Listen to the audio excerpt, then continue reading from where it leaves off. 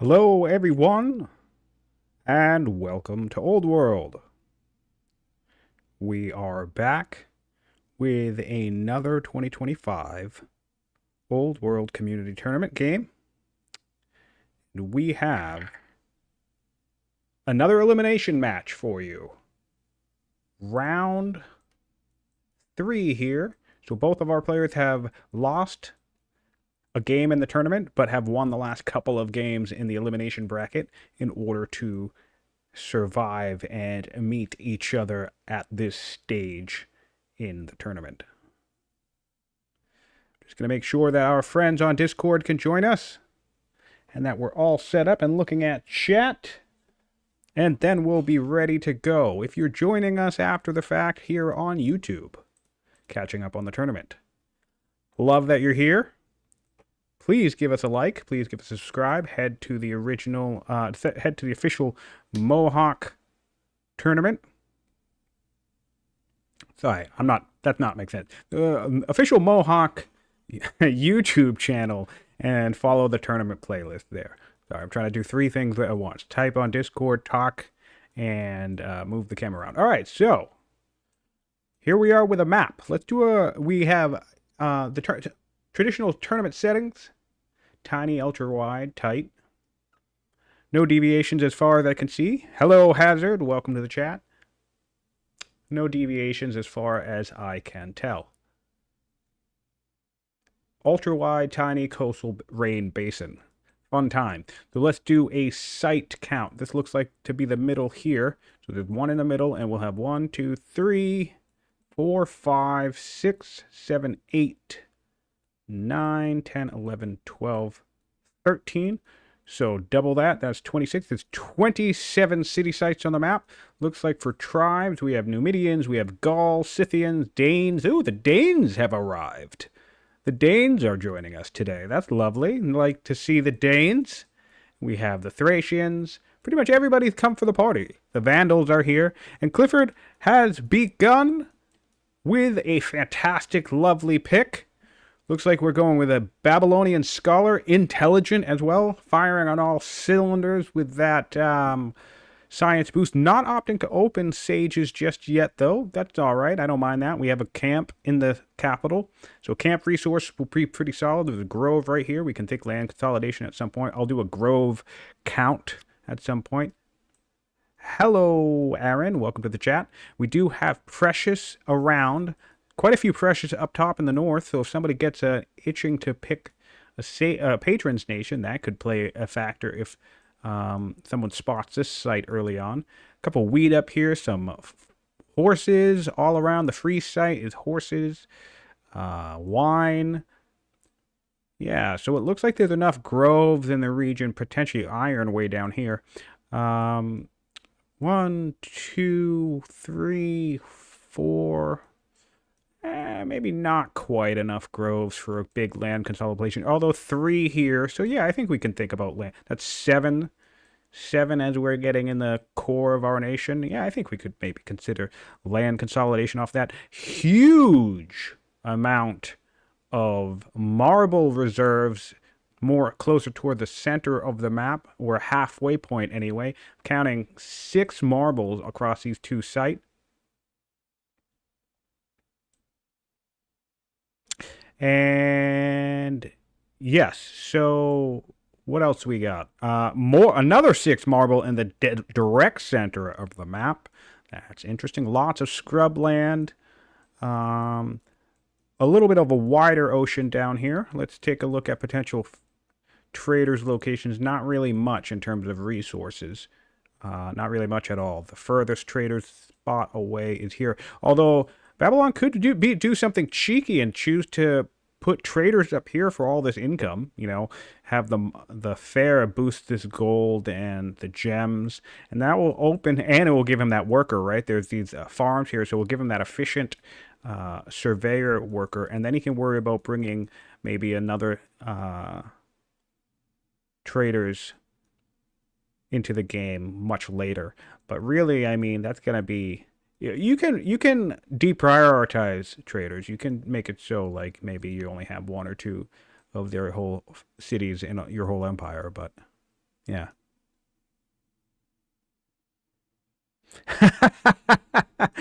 Daniel Cruz says, I like the size of the map. We'll have at least 12 hours of content because of it.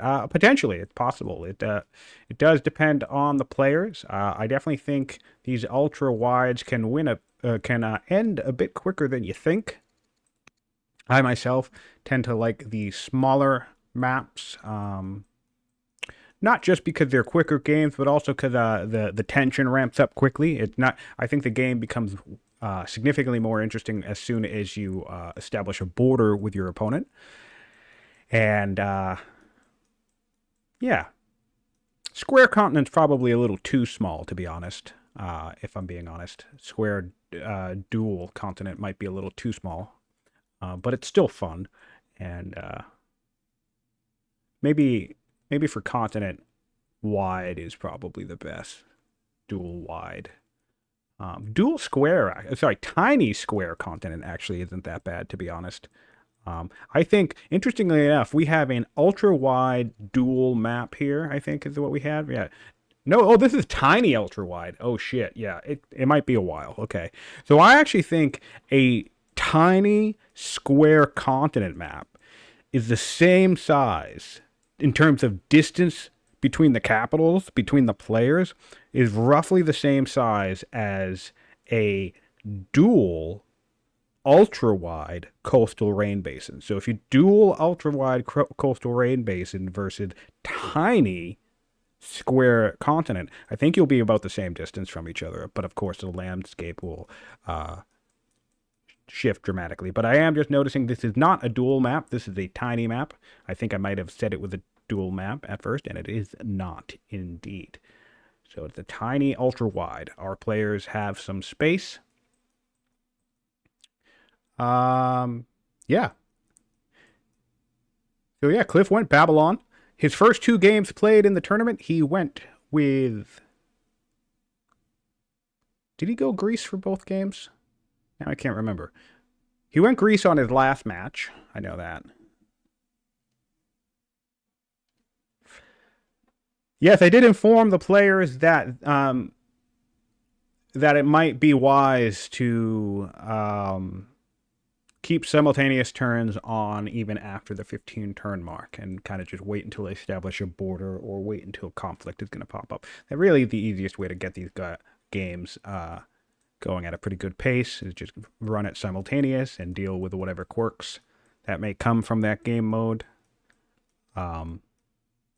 Just keep the games running. Blaj is taking a moment to think here. I have a text. I am in chat with both of them. And he was saying he wants to take a second to pick. Really liking the Babylon play here. Mostly because I think Babylon is an underrated nation, so I'm happy to see it in the tournament again. This will be the 3rd Babylon pick. We had a very early elimination match, run a Babylon player.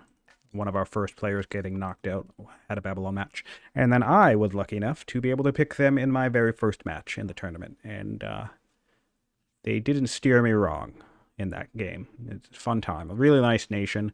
Not one I play all that often, but pretty solid, pretty well-rounded nation with decent benefits. Hunters is always fantastic. You can't really go wrong with extra science and growth in all of your cities. Let's take a look here.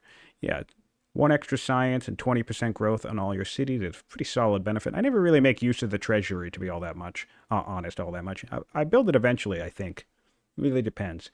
Trapping's a solid opener. Administration's a solid opener. In fact, administration and rhetoric are both fantastic openers, and the reason why I think that is because if you think about your early game priorities when you're starting the game up, administration and rhetoric are never on the major to-do list, right?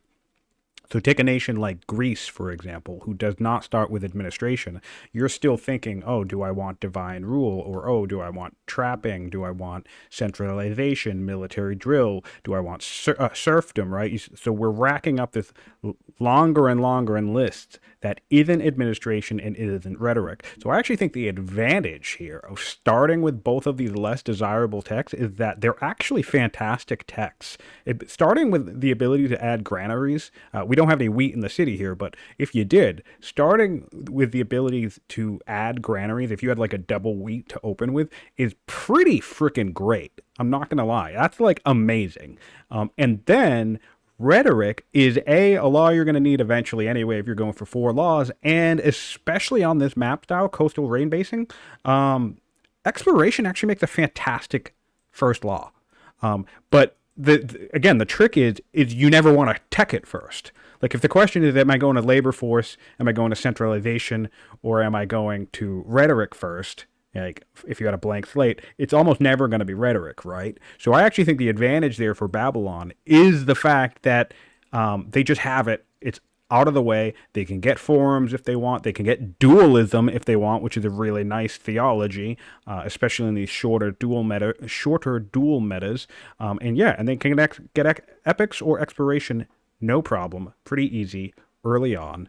And it doesn't actually interrupt their tech path all that much because, especially a Babylonian scholar, intelligent scholar, which we are, where our tech pace is going to be fine, you know? So it really just saves you the hassle of going down this branch, which is not typically a popular opener, I don't think. A couple of duels in my time I have actually opened by grabbing administration first, and again, it's because you're looking at like a double or triple wheat situation in the capital, so it makes sense to really try to boost that up. I think Rome is a nation that a couple of times I've gone straight for divination because, you know, they have rapid clearing potential with their fatigue and with their training and things like that. So opting to try and boost their growth early can be a decent enough play, but really it's not typically, as good as these two techs are, doesn't seem like it's typically high priority for players. So I think the advantage here,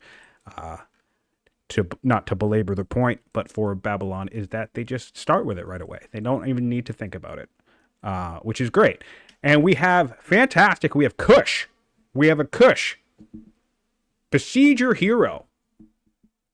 Fantastic. We have 2 of the least pick factions in this tournament. I believe currently both Kush and Babylon have been picked the least. So that's super exciting for me. I'm thrilled. We have this is great. Look at this. Okay. We have a Carthage settle. I'm sorry, an artisan settle. Going for a camp right away, which makes sense. Oh, there is a wheat in the capital. Did we move for it? It looks like we moved for it compared to Cliff, who stayed put. Okay, that's very, very cool. So we're getting our growth up, and we're going right in for a shrine here, which is going to found us some paganism, which is nice. Get us set up to maybe get some early Zoroastrianism, but also get us 0.7 orders. So that's going to be a really nice order output. And we're going straight for clearing. This Besieger hero, we're going to keep an eye on this here because this should clear like lightning. I mean, it's just going to do so much good damage here. It already does 9 to a camp right next to it. And then it's just going to heal up immediately afterwards. So really love to see the hero start here on Kush. It's another unpopular pick. What we'll have to keep an eye out for is how this balances out long term. We are dealing with a science deficit already. This is pretty much the lowest possible science you could get, apart from starting with a zealot, I believe. You're getting that 10 science per turn. And if we hop on over to Babylon, we're already looking at 20 because of a intelligent scholar. And he's going to be bringing in sages, I suspect. So it'll be interesting to keep an eye out for Blaj, who has proven to be a steady player down in this elimination bracket, to see how he keeps up with the science pace and, maybe like makes the most out of his ability to expand quickly. And also, comparatively, we'll want to keep an eye on Babylon, right? And see how well they're able to expand. Currently, he is not finding his tribal site yet. My favorite part of the entire of these games is just really looking which direction we go in. So we had Babylon come down towards this camp, and we have Kush going north, and just the ways that will shape the game itself. Really nice marshes being pointed out here. Yeah, you could get some centralization and set up some farms if you want to go that route for some really early access to wood if you want.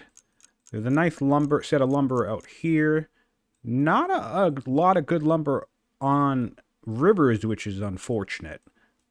Even in the center here, it's all wide open. And we have a massive scrub forest here at the Alcaria Heath, which is going to be annoying to cross, I suspect. We have a nice smooth batch of territory down here in the center. This is the center of the map, by the way. It's 27 city sites on this map. And we have not taken a look at wonders yet, so let's take a look at that now. We are looking at the pyramids, the Hanging Gardens, the Yazilikaya, the Ishtar Gate. Okay, so the Ishtar Gate is another one to watch out for. We're going to be developing soon, right, for the Kushites, and they should be able to expand pretty quickly. So I'll be curious if we see an Ishtar bomb here from our good friend Blaj. Apadana, Jebel Barkal. Jebel Barkal is another one to look out for on the Kushites, since I suspect with this early shrine and with artisans, we're probably going to try and get ourselves Zoroastrianism. Mausoleum is on the map. Acropolis, Colossus, Chthon, and we have the Heliopolis, which could be amazing for Kush if this comes into play. If we see a culture rush here out of Kush, get a quick, turn 50, turn 60 Heliopolis, we'll have a bunch of orders coming out onto the game just in time for the end game battle phase. And honestly, I think of all the maps you could get away with just being greedy and doing a culture rush, although I feel like the hero pick signals to me we're not doing a culture rush. If you were doing a culture rush, you're probably more likely looking at something like a builder or a judge to open with if you're going to go full greed and rush culture. But if you're going to do it on any map, certainly a tiny ultra wide is the one that's going to give you enough safety to try and pull that off. A really rapid legendary city.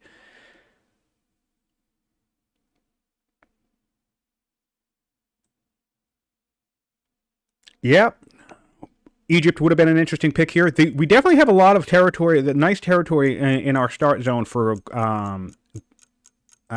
stone cutting. There's lots of mountains around here. There's lots of open arid tiles, and then up here for the second city, which will actually end up being the second city for Kush over on the other side of the map. There's lots of good quarry potential up here, and of course these two sits. Yeah, I mean this whole area is just a quarry, fantastic for quarries. We have divination first for the Babylonians, and we have ironworking first for the Kushites. I like the ironworking grab. Our random technology with Polis, which is probably about the worst one that you want to grab. The fun and interesting thing about Kush is since they start with 3 level 1 techs, they're the only faction that starts with 3 level 1 techs and not any level 2 techs, right? But since they start with this, their starting hand is always ironworking administration and then a random level 2. So some early lucky grabs you could get there would be aristocracy. You could tech into aristocracy right away. You could tech into military drill right away. Or you could even grab drama right away if you wanted to try and grab that free settler early. So I think those are the ones. Basically, you can get drama, polis, military drill, aristocracy, and fun fact, you could even open with stone boost. Stone boost, first tech. That doesn't sound like a bad idea either. You're basically a mini Egypt at that point. So lots of interesting consequences of the fact that Kush starts with just 3 level 1 techs. I've always found that to be very interesting. But I think, as I said, I think Polis is probably the worst thing to luck into, and that's what we got. So we went for ironworking instead of administration. Looks like we do have stone boost in the deck, and then we have 8 turns on military drill, aristocracy. We're going for stone boost. Okay, there we go. If we we're thinking about it. We're thinking about it. Plenty of orders to make it to the next camp. If we go in blind, we're deciding to forego the stone boost and go for aristocracy. I actually think that's the good play here, especially because of our situation being behind in science. Economically, that stone makes sense to grab, but you really want to be focused on science, I think, when you're playing a non-science or non-wisdom archetype. Again, we didn't grab educated. We didn't grab intelligent, so we started with almost the lowest amount of science you can get. I love, love, love the double artisans. Really like to see this too. This is interesting. We already have 2 workers up. He has the ability to get a warrior here right now, and he can just migrate this worker elsewhere if he has to. Yeah, and since we start with stone cutting, I don't think we need the stone boost. It's always amazing to grab. With pyramids, maybe it's a high priority, but I think it is smarter. We're going to be developing culture in 4 turns already, so this is going to be a 4 science aristocracy, which is going to help us catch up to Babylon. I think this is really the correct decision on Blaj's part. Good thinking there. Good micro. Let's hop back over to Babylon. Babylon has already teched their divination. It looks like we settled sages next and saged into military drill, which for Babylon is probably, in terms of our round 1 opening sages, I really think that's probably the best one you can get. Either that or divination if you open with sages right away. But of course we did not open with sages. And even honestly, between the 2 pick, I think I still would rather military drill. And that's the fun thing about having a sages nation, is that you can kind of roll the dice and technically, like, think of, Assyria, right? Assyria, who starts with trapping, military drill, and what's the other one? Administration. You could start with trapping, administration, rhetoric, and military drill just by having sages on your Babylon. So this is really great to see. Really nice lucky grab there for the Babylonians. And we're going slinger second. Really focused on clear speed, which is important because it looks like we're having a little bit of a hard time clearing this camp down here. But really loving this military investment here because it's going to help them keep up. And you can kind of see the way that both nations are kind of focusing on their deficits. Like, Babylon already has 26 science, so his next 2 builds are, all right, I want to clear well, right? I want to build more units so I can keep my clear momentum up. This is strong. I think this is good decision making. I think it's smart. He already has a settler on standby, right? So, I mean, yeah, he's going to want to make sure he can clear camps. Conversely, on the other side, as we talked about already, Blaj, who has a hero ruler who's going to have no problem, clearing camps by himself for quite a while here. We can focus on settlers, we can focus on workers, and we're going aristocracy to try and get our science back up. And we're going for more shrines as well. Oh, you know what I'd love to see here as well? I'd like to see a bulldoze of this grove. We have a shrine and another shrine. Or maybe is he putting this next to the grove because of the... No, that's Plutonian Pastures. Okay, so yeah, I would be intrigued because he's probably going to full shrine complex his cap city. I wouldn't be surprised if he does that. And then once he gets aristocracy, which is going to give him his, the other nice thing about aristocracy is this is going to give him his pyramid. I'd like to see him plop his pyramid right here. So not only does he get all the civics and stuff and, everything good from the pyramid, that'll give him that 50 culture boost on top of it, which, I mean, I make that trade. I'll make that trade, no problem.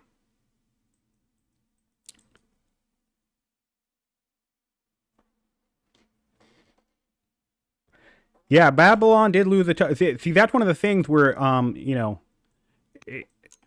that's one of the examples where, like, even with everything being equal, chance can play a part in how your start ends up playing out. Because literally just the direction that you send your scout in can lead to some momentum delay. It's pretty much a coin toss, really, right? When you think about it, you have 3 directions you can go in. Technically 4, I guess, but you either go directly down, you go directly left or right, or you go up. And going up happened to work out for Blaj, and I believe it was Cliff who went down first and discovered that there were no sites. And honestly, with this distance, I could make a similar mistake and assume that there's going to be a city site right on this coastline, right? Or it turned out that there wasn't. If we take a look at the map here, see, he came down to clear this coast and ended up discovering there was, in fact, no city site here. But this is totally a reasonable decision, right? That's 100% a reasonable decision to send your scout or whatever directly down and be like, okay, where's my nearest site? And he just didn't get lucky, and it delayed his momentum here, so he's going to have to heal up a little bit. But, you know, he'll be all right. I think he'll be all right. And then same thing on the north, right? You know, Blaj could have sent a scout up here. I mean, I guess you probably would have bumped into a site eventually. Still, it could have been delayed. This could have been complete. He actually, no, yeah, he sent scout up here. I forget the vision early on, but this could have been walled off, depending on, maybe this would have been enough to see it. I don't know. Depends. Always interesting, though, to see some little intricacies like that of, like, which direction the scout moves, which direction the starting warrior moves, and how that can impact the game. We can get the music lover on our hero. That's always nice. And we did. Start some music. And yeah, welcome everybody to the chat. Thanks for joining in. We have over 15 of you in the chat. Let me catch up a second here.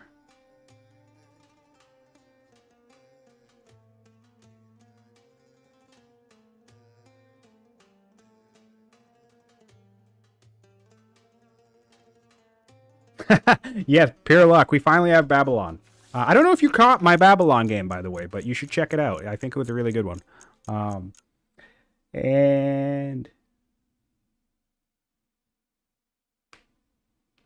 yes, Kush unique unit. They're both unique units for both nations are an archer, a type of archer. They both cost a sizable number of lumber to get off the ground. The Babylonian archer has 25% splash damage, so it's basically like an onager, except it's not siege, and it does not ignore the range distance modifier. And the Kushites, their bonus is a 20% attack only, not strength, attack only, on their archers, as long as their archers are adjacent to each other. All right, we have our first landowners pull into the game. I really think this is a fantastic spot for it. First, you're out in the open. Second, you can grab some exterior sites. You can buy down this river if you want. And there's also 3 groves here. So if we think about land consolidation at some point, this will refund us nicely. All right, we're doing Shrine of Amani here, so I'm guessing we're not going to bulldoze this grove, which is fine. Going an Apprentice Acolyte right away. Love that. This will be finished right around the time of our adoption of aristocracy, so we're going to get an easy, clean 6 science boost off of that. And I really like grabbing the settler right away out of the landowner seat. I think that's smart as well. Yeah, double artisan start. I think this is solid. Typically, when I do this, I tend... There's 2 things you can do with this build queue, in my opinion, if you double artisan start. You can either build a military unit right away, or you build a settler. I typically don't build a worker in the second city. What I tend to do is actually migrate the second worker from the artisan's capital after towards the second city. That way both cities have their worker. Of course, you could do that in any other combo. If we had settled hunters here and then settled artisans here, we just already have the worker and we wouldn't have to migrate it. But in this case, with this tile right here, you're going to want to send a worker up there to improve it. And also, the one thing that I like about double settling opening cities, again, if it makes sense, I don't always do it, but if it makes sense, really fluid tile swapping. So if for any reason I want this tile into this city, or if any reason I want this horse into my capital, you can always trade tiles across the border very easily. You don't need colonization, and you don't lose any opinion. Love both mines being done after the back to back. One fun fact, if you're not aware, if you have gold or silver mines, obviously you put on a mine, you get income, right? But fun fact, if you actually put mines adjacent to gold, because of the 20% boost that you're going to give on the mine, it actually eliminates the maintenance cost of this mine itself. And I'll see if I can point that out next time with a tooltip here. I can't. which is a bummer. But yeah, so that's a fun fact. If you have a gold and you surround it with with regular mines, technically every mine that you put around there it pays for itself. In fact, I think you even make a little bit of income, which is nice. Kush Hunters. Do we have a hunter site? We're getting border boost now. This is actually going to be a lovely border boost. Not bad at all for only 3 cities. I really like this because it's going to provide some real clean ability to get some farms online, to get some mines online, more quarry space. Shockingly, we're going from monasticism. That honestly straight up blows my mind, but maybe we're thinking we want a border boost after we settle another city. So where are our camps? We have an elephant here. What I would like to see in this game is a marble hunter site.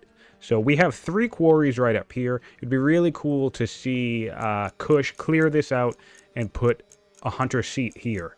Because the real fun thing to do with marble and hunters is you get really, really cheap hunt projects. I don't necessarily think he's going to need it in this game, but there are situations where high civics outpost and quick hunt projects can really define the late game when you're trying to do heavy cavalry pushes or build a lot of specialists, or honestly even in the early game it can really help you. We're making 13 food per turn, but if you could get yourself, you know, a 3 or 4 turn hunt 2, that's basically 66 food per turn, give or take, you know, so without ever having to build mines. All right, back over to Babylon for a little bit. We are settling our next city. I'll be curious what we pick here, if we're going to bring in somebody new or if we're going to settle somebody old. A little bit behind in pacing there. We're bringing, oh, I love this. Cool. A double sage settle. Love it. Really makes sense because, one, you get the thing about the scholar.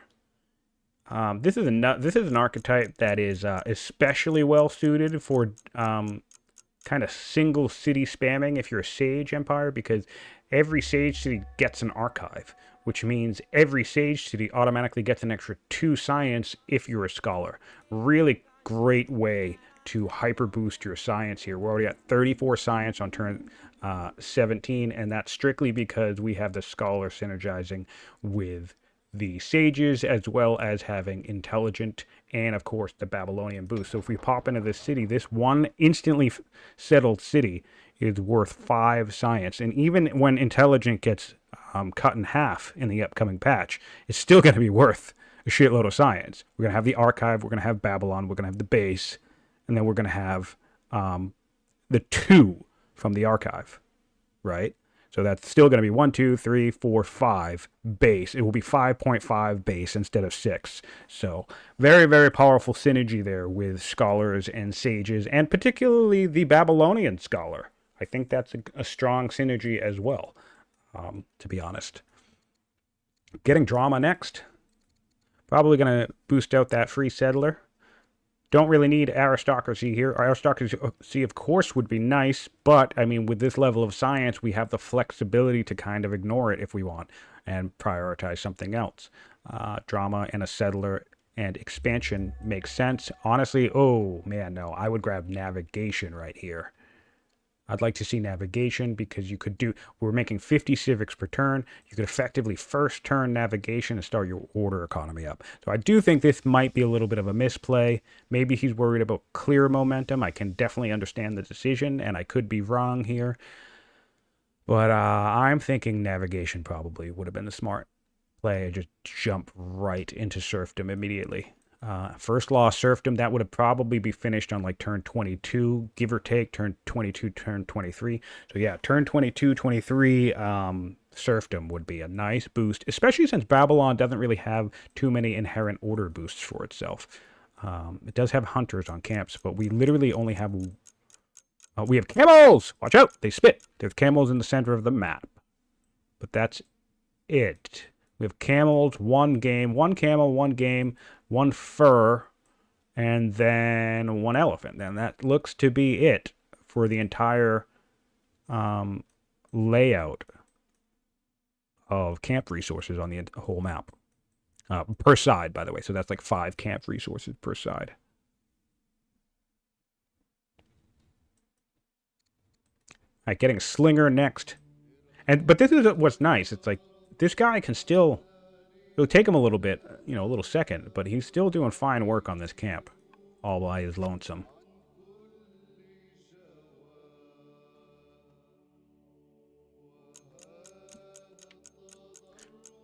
You guys are on tight, my friends.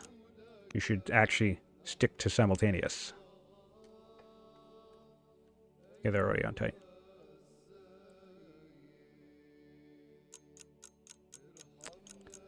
Yeah, I mean, I think they're good. They should be good to be on simultaneous for a while, to be honest. All right, but check this out. This was once saying 25 turns until research. And, nope. Let's go back there real quick.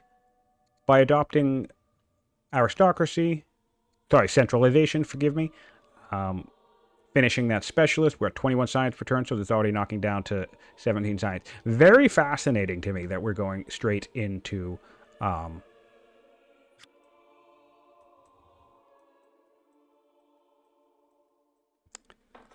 where it's going straight into monasticism here. I suspect the goal is we want an early polytheism, so we can just shrine spam all over the place, which, I mean, I don't hate that idea. We definitely have the space and the breathing room to make that work, I think. So, I don't think he's going to lose too much for it. This is going to respawn in 2 turns. So, Blaj is going to have to either cover that or re-clear it.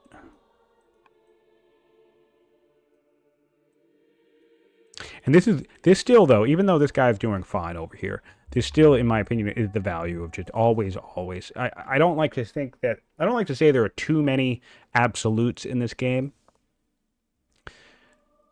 in terms of overall strategies, but I just really think building a military unit immediately in one of your first 2 build queues is just the smartest thing to do, because everything compounds, right? He would have had a military unit over here helping this guy out by now, so his clearing momentum would be fine, even with just 2 units. He's still going to be okay, but it's a little bit slower now. Look at this, 10 damage though. This is going to die in 2 hits, but he's still going to have to kill 1 more unit, and so it's just going to take time. It would be easier with 2 units. So, and in smaller arenas, you're worried about how quickly your opponent's going to show up to bug you. You're probably not going to get rushed on an ultra-wide, tiny map. But on a dual map, you could get rushed. So having that second unit coming down the pipeline right away is just such great insurance. It's simultaneously a fantastic investment and great insurance, is basically what it is. And that's why I think the artisans play, whether it's first city or second city, to be honest, either way. I think that's the value of that, because much like a military city, you can just jump right into building a military unit with artisans on account of that extra worker. You don't lose your economic momentum. And yeah, sure, the military unit comes out 2 turns later, right, than it would if it were hunters or something. But still, you had that worker working the city the entire time. So it's nice eco momentum, as opposed to if you settled somebody like champions, who can still even do that warrior in 4 turns, or slinger in 4 turns. It's going to be another, it will be 10 from the founding of the city. It will be 10 turns before Champion City sees a worker. If you go warrior into worker, and I typically don't even do that with champions. I just typically build more than 1, between 2 and 3 military units right away in a champion's founded city.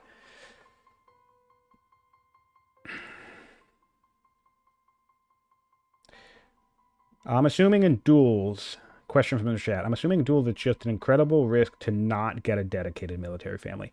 It depends. I think hunters and champions are very strong. I think riders is very versatile. Riders, interestingly enough, I think is versatile less because of their training and more because of their connected and growth boost, to be honest.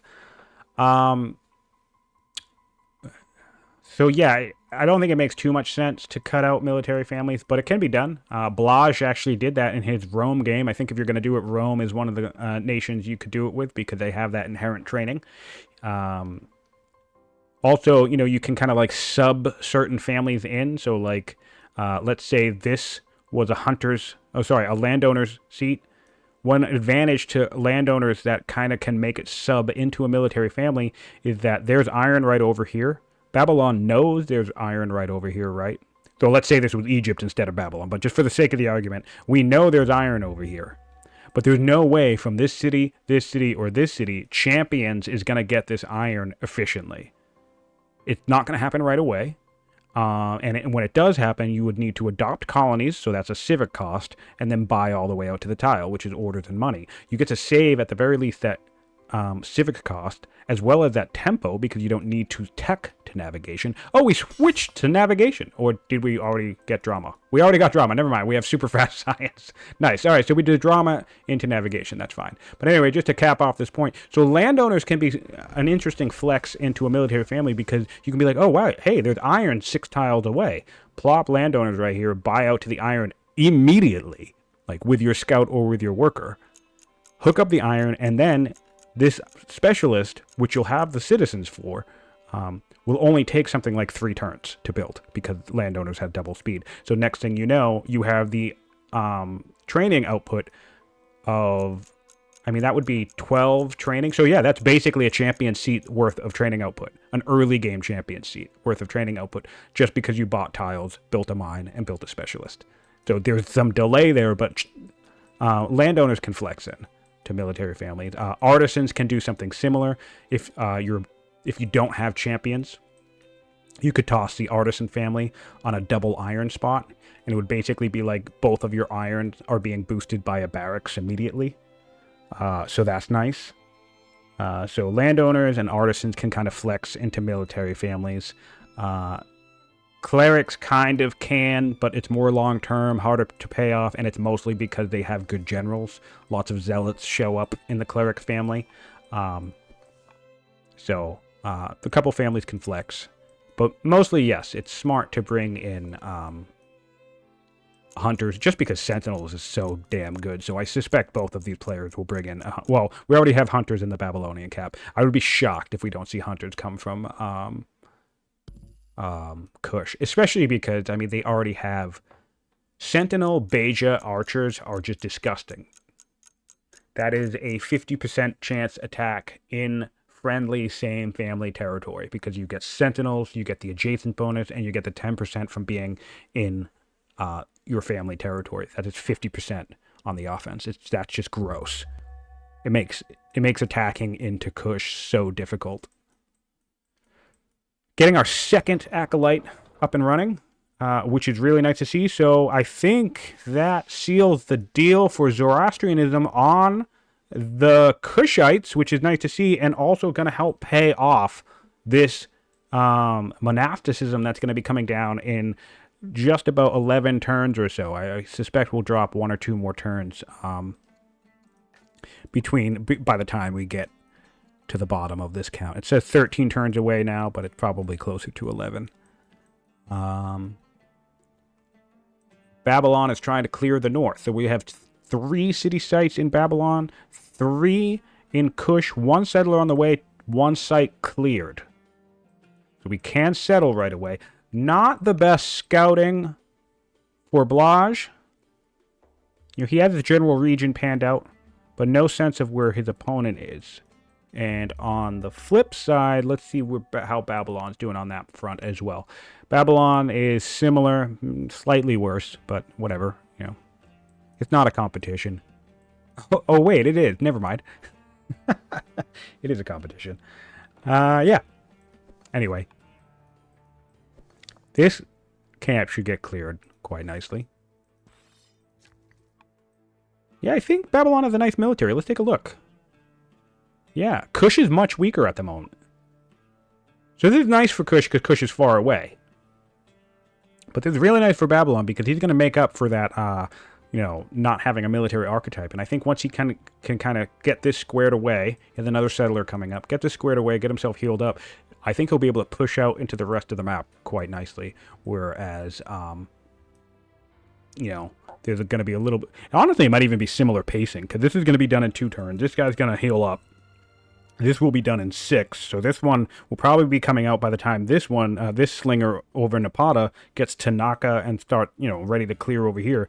This slinger and Naka will probably get set up, so we'll have 3 slingers on the front line, and that's 3 compared to 4 units back here on Babylon. So yeah, maybe the pacing on that will be still in Kush's favor, I suspect, because there's now so many more barbarian units. And they're in the woods, which always sucks for slinger nations. So we have 26 science now in Kush compared to 39 for the Babylonians. Let's take a total investment count here at turn 23. So obvious lead right from the get-go for the Babylonians. We are looking at 614 science in the tree for the Babylonians compared to 357 for the Kushites. I think one thing that's really going to pay off here, given the distance of this map for Blaj, is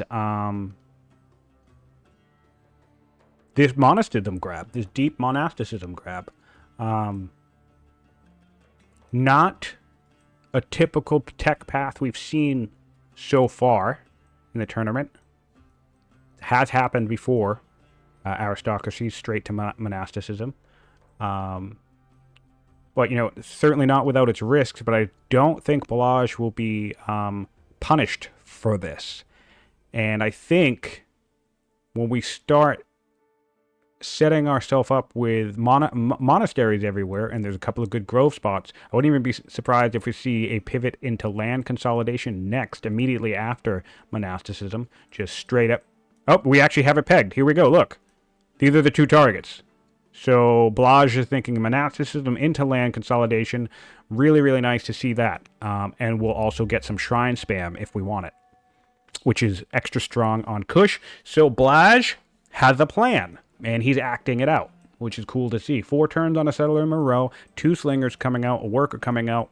Yeah, he's making good progress here. Making good progress. Politics in Kush are fantastic, and no one's even pagan yet. So that's nice. Let's dip on to Babylon and see the political situation.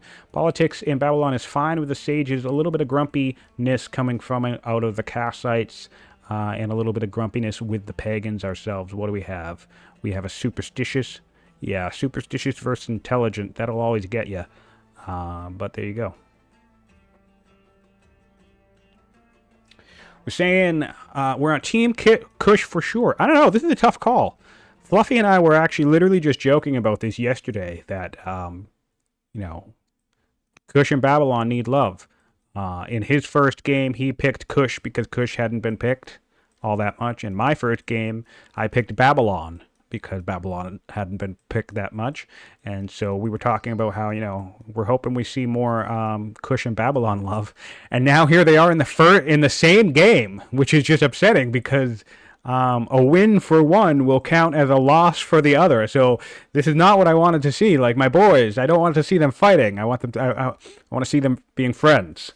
I would love to see, although I'm sick of Carthage, so never mind. We don't need to see another Carthage, but Babylon beating Carthage would be fun. Who else should we see? I'd like to see Axum get a win. We've seen Axum a little bit more than Kush and Babylon so far. I think they played 4, maybe 5 games. And I'd really like to see them get a win, so maybe I'll play them next. It's a bummer. I don't think they're a bad nation. I just think they haven't been having great luck in the tournament so far. Who else? I think everybody else... Egypt is probably another one that hasn't been picked too much. I think that's it. I think those 4 are the least pick. Persia got picked a crap load, but it's kind of funny The opening of the tournament, Persia was picked a lot. Oh, Zenobia is showing up. What's up? Not the Rising Star version, though, but here she is. And we can get untaxed temples if we want. I spring for that. 80 opinion over 80 years. 80 years is pretty much the entire game. So yeah, I spring for that. It doesn't look like we went for it. Let's see if we go for Zenobia as well. I mean, I love this woman. I love this woman so much. I just can never say no to her. She can take my city. She can take my kingdom. She can take whatever she wants. I'll marry her. She can take my throne, guys. Guys, Zenobia can take my throne. I don't care. She can take whatever she wants. She's awesome. All right, so we did. We went for a Zenobia, so we'll keep track of her, see what her career looks like, if she becomes the Rising Star, if she becomes the Grand Vizier, if she takes the throne. She's not a Rising Star yet. Sometimes she comes in right away as a Rising Star, so, you know, maybe we don't get that full progression there, but going to keep an eye on it because Zenobia is awesome.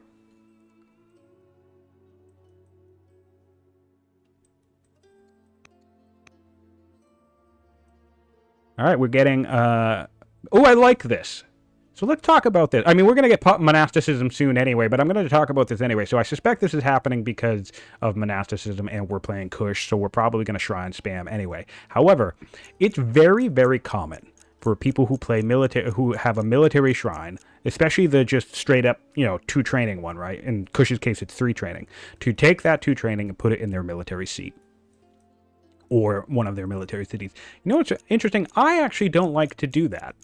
Because, especially early on, right, the main value of these military cities is just literally that extra 2 training, because it gets you from an 8-turn slinger to a 4-turn slinger. So I actually like to put these 2 training shrines in something like an artisan's, or maybe even a land, like in an off family type, because that's another way to kind of get yourself a pseudo military city in terms of the early game.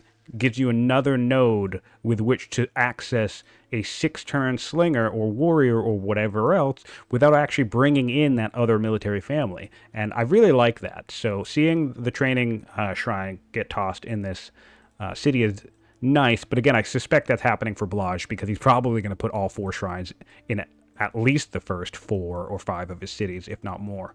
I don't think you need to shrine spam that much with Kush. I think just 4... Honestly, I think about 3 or 4 cities with the full shrine complex. We're getting the Kushite pyramids now. I think that's plenty. I think more than that's probably a little bit overkill, but I mean, nothing's stopping you from spamming them everywhere. Heliopolis is in the game, let's not forget that. So we will probably see a shitload of shrines coming out of Carthage. Sorry. See? There's been so much Carthage in the game, I just called Kush Carthage. Ridiculous. It'll probably happen throughout the rest of this game. Alright, so we're fully cleared up here. 2 turns on a settle. So I think that means we're 3 cities about to go to 4. And we already have 4 cities, but no 2 settlers on the way, so we're about to go to 5. Probably. Yeah. So I think there's about maybe an 8-turn momentum thing here. Momentum between the players here. Difference in terms of settling cities. About 6 to 8 turns, I think, give or take.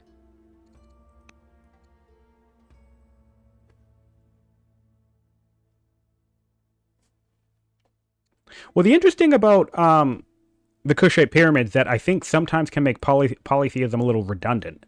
But again, yes, it's going to be really great because those boosted shrines and the extra civics everywhere is going to be fantastic. You can put 3 training in every single city. That's awesome. That's like awesome. You basically become budget Rome, not budget, but you know, you basically get to cosplay as Rome if you put a 3 training shrine in every city, and then you get that 0.7 orders in every city too. However, the thing that can be a little bit redundant about polytheism. But again, if you're going to get it, you might as well get it early. But is that the Kushite pyramid actually can spread paganism. So, if you want paganism everywhere, you actually don't need to adopt polytheism specifically. You can just build your Kushite pyramid for legitimacy in every single city, and you'll also get the 2 culture, and you'll spread the paganism as well. And that's a really neat little bonus that Kush has, is that they actually get to spread paganism throughout their empire, an entire tech sooner than most other nations can, which is pretty neat. But yeah, no, I really dig in the monasticism grab. I think he's going to have to catch up to Babylon in terms of science, and I think that's going to help him do it. We have phalanx coming down the line on Babylon now. We already had navigation. Do we adopt our law right away? No, we went for slavery first. Okay, I dig it. Suspect we'll see serfdom next.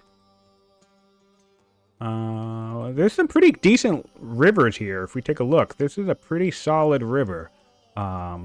So I think we get some good use of exploration here. Because exploration, it's really hard to conceptualize this for most players, but let's not forget that exploration is also an order law.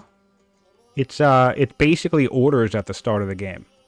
Because, especially if you have a wooded area, let's say there was a river coming straight through these wooded areas, your movement becomes so slow in these woods. I don't have a good example here. Maybe over here I have a good example. Yeah, here we go. Go over Kush. Your movement, see this? It becomes so slow in these woods, right? And this is the movement out in the open. But if we had exploration, whether this was covered in woods or not, we'd be able to move down to like here with this unit. And that's an order efficiency. You'd be able to bridge this whole gap in just 1 turn rather than needing 2 turns and 2 sets of orders. So it can be very easy to devalue exploration if the terrain supports it, because you don't immediately think that it's an order law. All right, we're getting pious, righteous, or intolerant on the 3rd in line. Let's take a look at the dynasties. Yeah, let's do that. We have 3 children in Babylon. Gandash is a philosophy student. He's already bold. He's being tutored by us. And it doesn't look like we have a scholar or a courtier. We do. Oh, he's also tutoring. Oh, he's not being tutored by us. We're not tutoring anybody. Are we forgetting to tutor? I think we're forgetting to tutor. That's unfortunate. Bull Moose will be in shambles. A scholar or ruler who's not tutoring his heir. But, such is life. And yes, of course, if you have exploration and you send heirs exploring, you can get a little bit of a science boost from some of the events that can pop up. That is a little tucked away bonus as well. Oh man, we had composite bow already too. We could get some archers. We could get a ballista online already.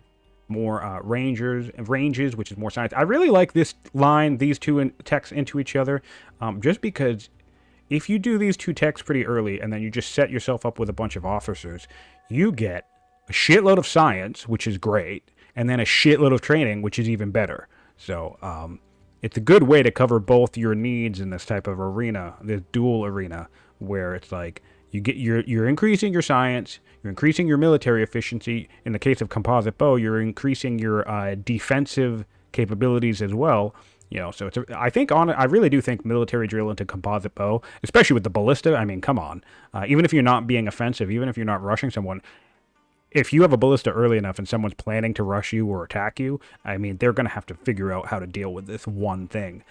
So unless they're like the Hittites or something, that's going to be tricky. So I actually think military drill into composite bow is a pretty strong tech path. But of course, there are all manner of options. I think running up land consolidation is pretty solid. Going straight for navigation can be solid. Running up to machinery can be solid. There's all sorts of paths. But I think you get a lot of strong benefits from this path. And I'm really excited to see aristocracy into monasticism. I think this is definitely the right size map for it, for sure.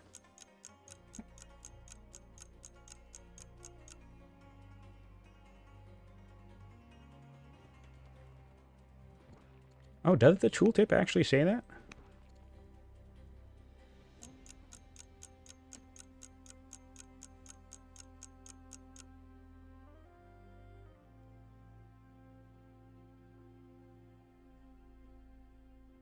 Yeah. Interesting. It doesn't actually say that. But yeah, no. Reminding yourself that exploration equals orders is certainly worthwhile. 3 turns on the monasticism, so we'll have about a turn 30 monasticism. Building lots of military here. I like it. Might be a little overkill at this stage.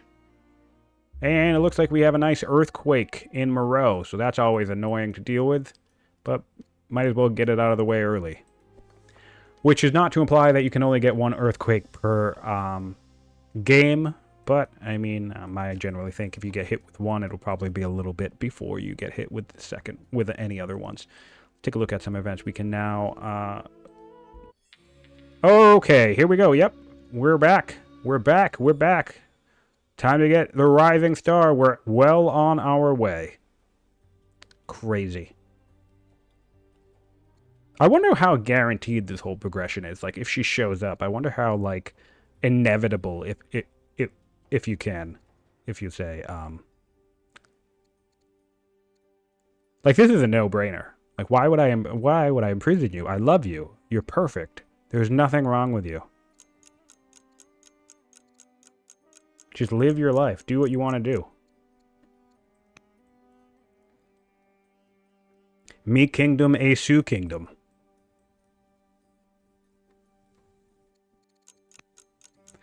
Politics in Babylon is straightened out, which is nice. Really strong opinion with the, yeah, look at that. Rising Star. Love it. Love it, love it, love it. We have another settler coming up. Yeah, we're a little behind on the expansion tempo here for the Babylonians. We will get a 4th city right around the time Kush gets their 5th city. So that's not going to be great. So hopefully Zenobia will pull some weight for Babylon.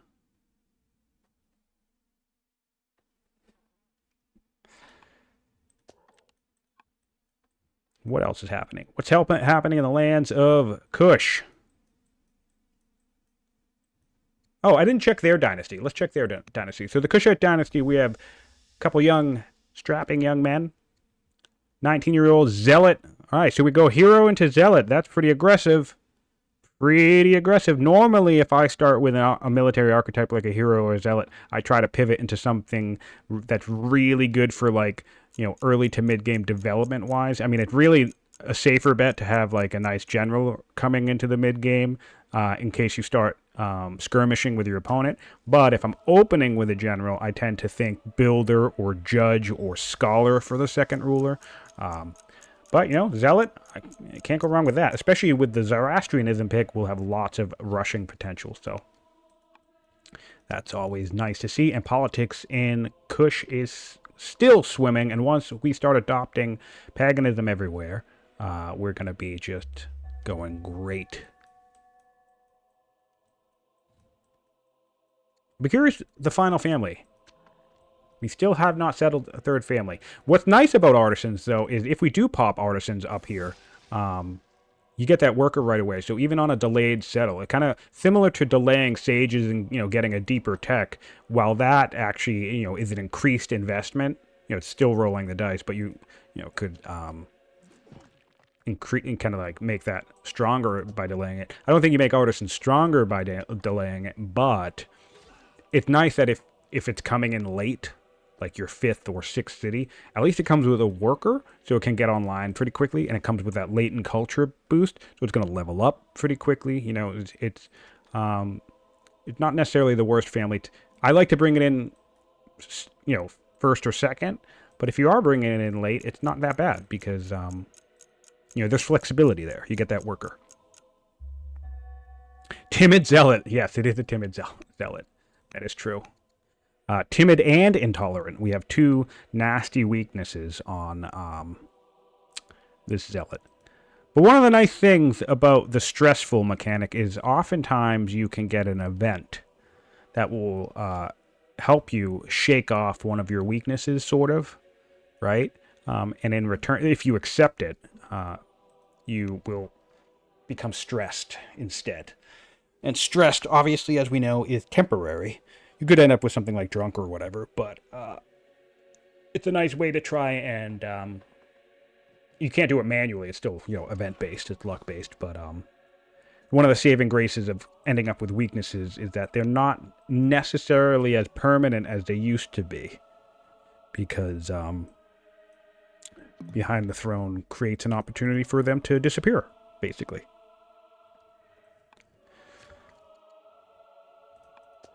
I want to take a look at orders now. I haven't looked at orders in quite a while. Pretty much neck and neck here, 11 and 9, plus or minus work returns. Babylon does have serfdom or navigation. They don't have serfdom yet. But, wow, even Zoroastrianism likes us now. We are now in love and lovers with the head of the Zoroastrian faith. So that's just fantastic. Also, let's look at our level ups. We are affable. We have Besieger. We started with Besieger. We're bloodthirsty, blessed music lover. Pretty solid. That's a pretty solid kit for starting ruler. And let's look at Babylon has only gained inspiring in that time. That's fascinating. Still, intelligence going to pull in some weight, which is fine. We do have that free bonus settler now. That's nice. We'll probably grab that. We do have the scholar, so there's no reason to worry about cycling the tech. And we have, oh yeah, we're picking up now. We're catching up now because we have a settler out in the open. We have a settler 2 turns away, and we have the bonus settler 1 turns away. So, and we have all of our military in the right location, moving towards the right location. So yeah, that's nice to see. I wonder if we'll force march this. Is Cliff the type of player who's going to spring for that? We can do it. We're going for Polis. Wow, that surprises me. I would have taken the free settler for sure. You could just cycle back to Polis. Fascinating to me. Well, okay. Still.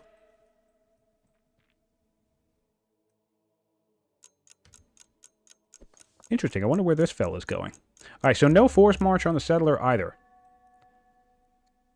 Okay. No big deal. Some interesting choices here. If we want to keep cycling towards land consolidation, fastest way to do that is by grabbing administration.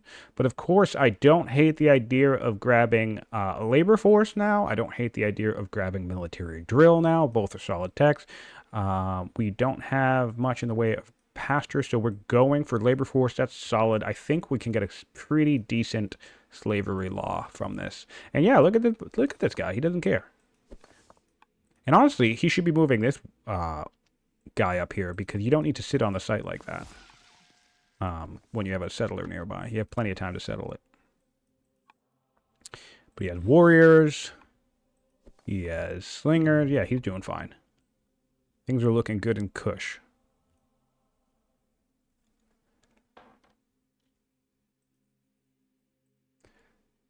We're 1 mine away from our first ambition being finished.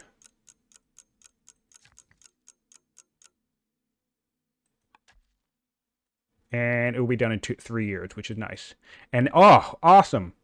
We have a religion. We have an ambition to. Does that mean? I bet we have Cartier. Yeah, we have Cartier in the roster now. He is an affable, corrupt zealot, and when he shows up, he asks you to establish Zoroastrianism as a state religion.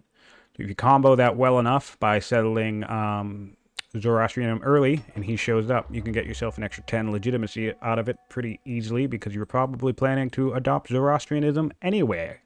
So thanks, Cartier. Thanks for the free legitimacy. And we also have 6 mines in... Oh, that's probably why we're going Polis. I kind of understand that, but we could have gotten the settler first and then just cycled. But we have 4 hamlets and we have 6 mines as ambitions for the Babylonians. Be curious to see how much we prioritize this, those mines. Getting these gold mines online would be nice. And we did bring in... I like this. We brought in traders. Really not a bad spot for them. I think I would have preferred artisans, but, I mean, if you're going to inland traders anywhere, 2 gold and a gem is a solid spot to do it. Certainly. Certainly a solid spot to do it. And then when he starts being pressed for sites, he has 1 That is 1, 2, 3, 4, 5, 6, 7 city sites away. But you can do that. Think of the math on that. That's 7 city sites, right? 1, 2, 3, 4, 5, 6, 7, okay? 8, 9, 10, 11. So, all right, so 11 city sites total. If we put only 2 of those cities as traders cities, that brings us down to 9. That means the highest number of cities in a family, if we split it evenly across our families, will be 5, which is a difference. 5 to 2 is a difference of 3 cities. So really, the traders family would only deal with about 80 to 120 envy, and I think that's very manageable. So you actually can have an 11 city empire, right, and just have 2 of those cities belong to one family. There's nothing wrong with doing that at all. Very manageable if you know what you're doing.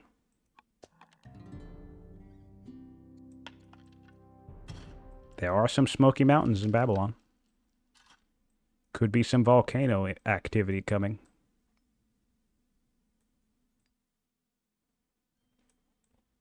Nice shrine complex in Morel. We did adopt polytheism, so we will start seeing more shrines. We are making 63 stone per turn already. Surprised no one is eyeballing the wonders. They can be a bit easy to miss. Normally when I play single player, they tend to be one of the first things that I check, but I've been noticing myself forgetting to check when I'm playing multiplayer. I think the tension of, the anxiety of another human being on the map and kind of having it in the back of your head what they could be doing and, like, how to protect yourself from that. I think it can distract you from something such as the implication of the wonders on the map. But it always is good to check first, even if you're before you pick your family, your nation. You can just come up here, look on this laurel wreath thing, and you can see all the wonders in the game before you even pick which nation you want to play. You can try to play around that. Speaking of Smoky Mountains, we do have a volcano in Babylon. And we can get another scholar. Our heir can be another scholar, which is pretty solid. That's going to get us 50 science on turn 32, which is just a lovely rate of science to have. We are finally tutoring our heir, which is nice. I don't know how many tutors have gone off on him. But he then, oh my goodness, he is 8 wisdom. Bold, educated scholar. That is a leader and a half to deal with. Nice progress there for Babylon.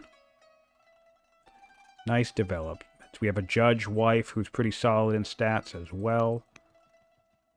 Oh yeah, Zenobia is not a courtier. I always forget that.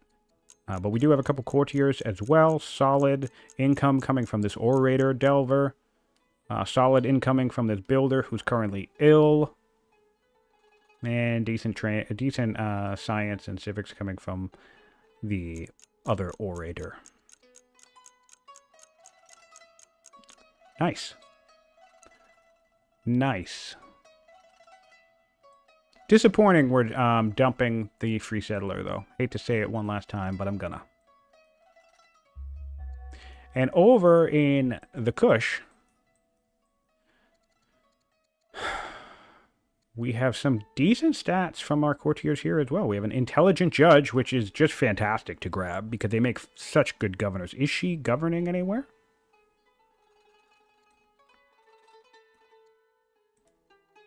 Yes, she is. She's governing over here in Casa Ibim. We did another landowners. Nice. So artisans, landowners, landowners. Great.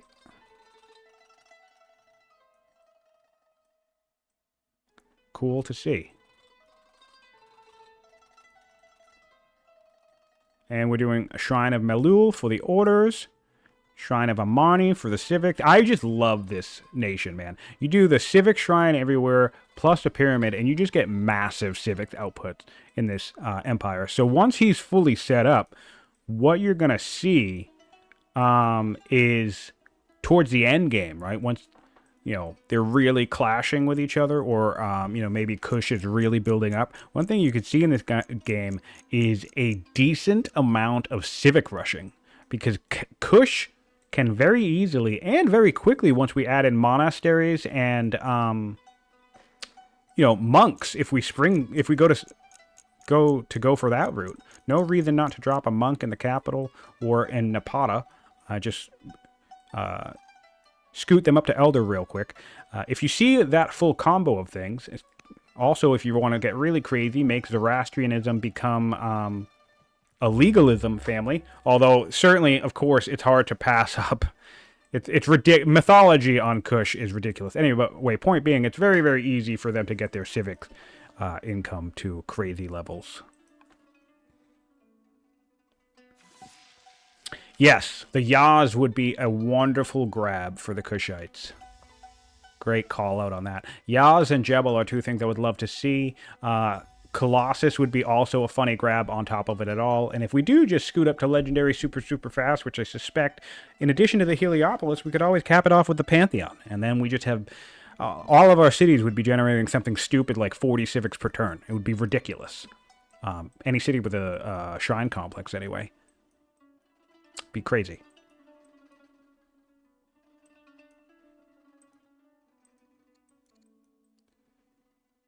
All right, we have our raids kicking off, by the way, for the first time in the last couple turns. We have some making the word... Oh, that's probably why. That's clever. That's probably why Cliff put this slinger down here. He didn't even see the raids yet, but he very much likely did that in the event raids come. So that's nice planning and prediction there for Cliff's part. At first, when he sent this down here, I was wondering why he would do that, but that's solid pre-planning. Because it can always be annoying if you're thinking, oh, you know, I'm going to keep expanding, and suddenly, especially down here with coastlines like this, I don't think he's going to see raids from the coast. This camp might. But having a camp come across the coastline is really going to suck, or can suck, because then you have to send a unit all the way back there. So it's nice to see that he already has a unit in the region.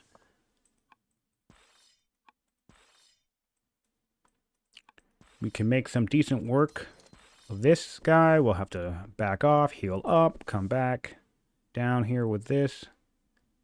Shoot. Yes, we should clear this fine. We have a... excuse me. We have defense from this raid, another slinger coming online, more acolytes coming online, going to have really good science. This will be another 4 science per turn next turn. So it's been about 10 turns since the last time I checked. We'll do another quick update. 50 science to about 35, or at least 35 last turn, but now down to 30 for some reason. So we'll have to keep an eye on that. Could have been discontent levels leveling up. But we now have 1,000 into this tech tree to about 700 for Kush. Difference of about 300 between the players. Actually, it's a difference of about 400 between the players, because it's actually 670 to 1,050. So about 400. It's about 1 to 2 techs worth of difference, depending on which techs. In fact, we can even find out.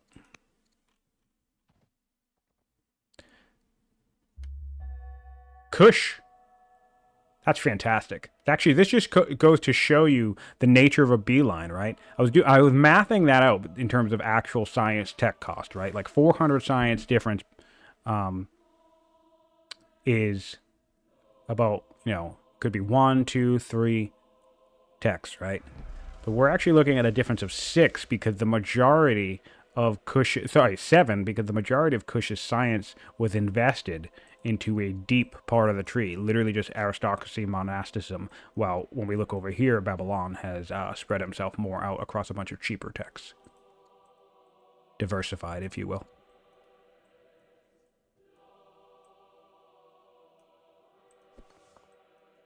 Huh. A little bit of odd movements here from these guys, but we have an upgrade on a spear, which is really nice to see early on. I mean, turn 34, I suppose, isn't necessarily that early, but it's early enough.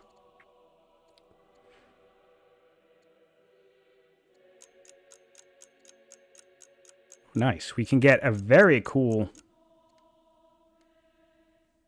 schemer. 6 wisdom schemer as a courtier. Very cool. Where scholar can become, which has 10 wisdom, by the way. Our scholar heir has 10 wisdom now. We could get a 6 schemer vandal in this city as well, in our empire as well. So I think that's well worth it.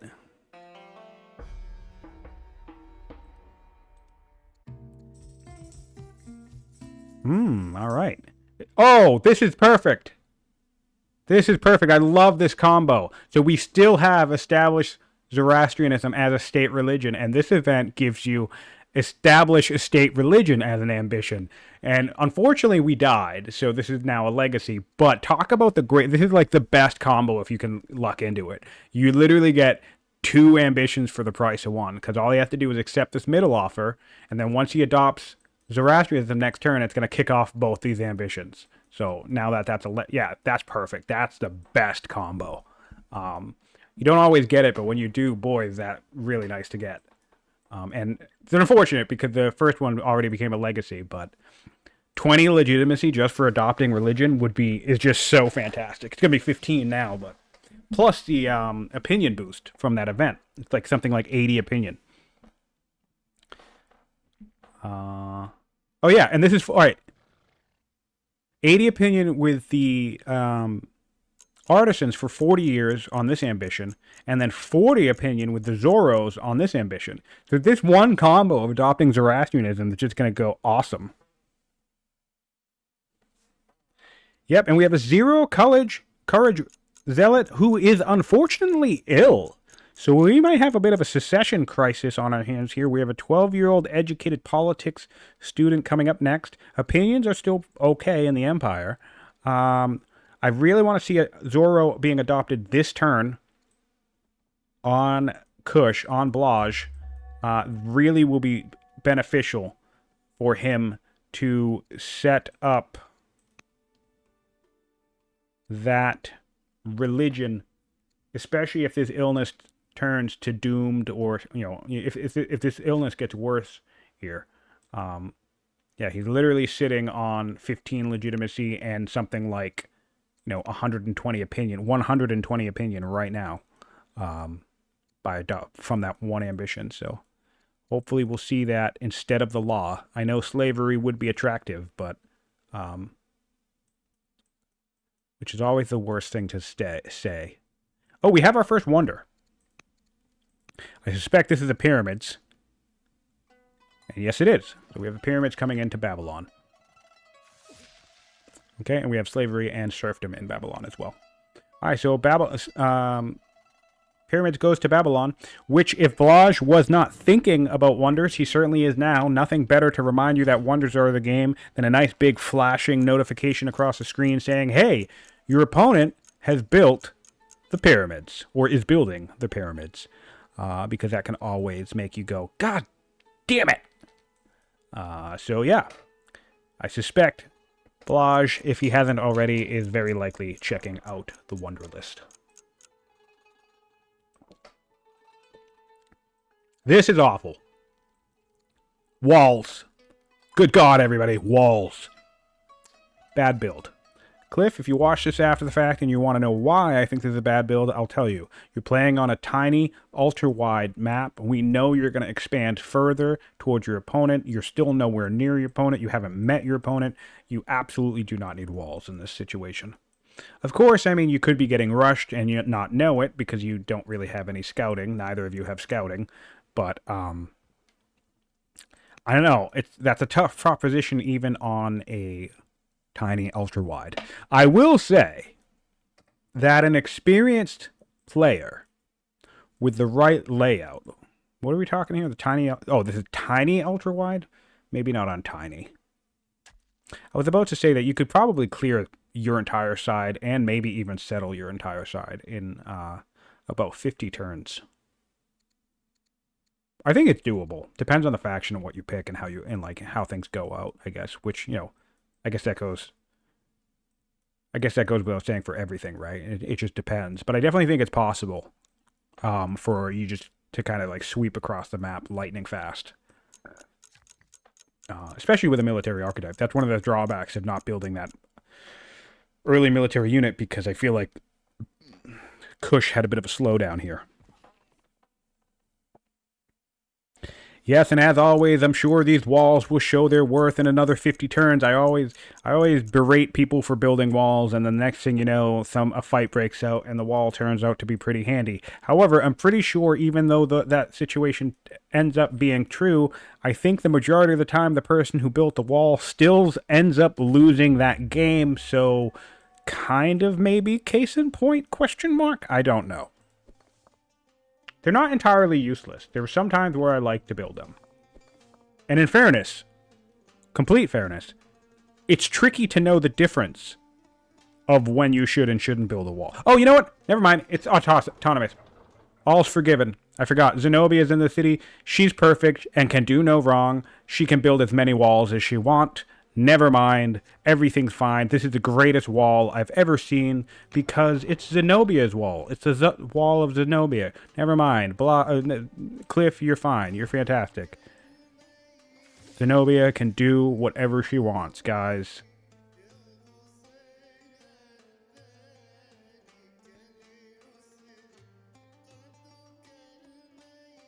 I agree. Thino from chat is saying... Ultra Wide actually is easier to clear to the midway point than the other map ships. 100%. I think it's a little bit of a misconception that these games... I mean, maybe they do take a little bit longer because of the distance. They certainly shape up to be different, but I still think they come down to 1 or 2 major battles. But anyway, but I definitely think you can expand easier because on a square... coastal rain basin. You typically either start in the north or you start in the south, or maybe you even start in the middle, right? If you start in the middle, then you have 3 different directions to go in. But typically on these ultra-wide maps, you only have 1 direction to go in, which is towards your opponent. So in some ways, it can be nice. Because it also allows to cascade your whole military development as you build these slingers, right? They only have to go in 1 direction. You don't have to worry about going north and south. It's actually a lot... Like, down here is a great example, right? You know, we're going to have to send units back, right, to clear this at some point, or deal with this at some point. But imagine if this entire empire was, like, up here, and there's more stuff down here, and maybe we expanded down here for... You know, it's like, it's just hard and tricky to... Some of the...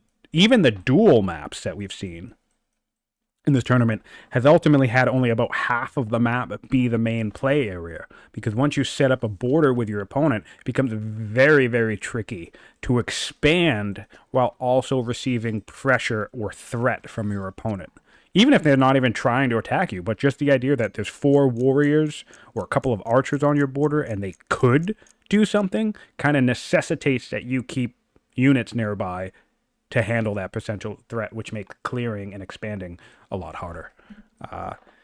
So yeah, it's tricky. It's interesting. You don't run into that issue as much, or at all, really, in the ultra-wide, because the border that you have is deep into the map, and pretty much everything is on the way. Everything you'd ever clear is pretty much on the way to that border.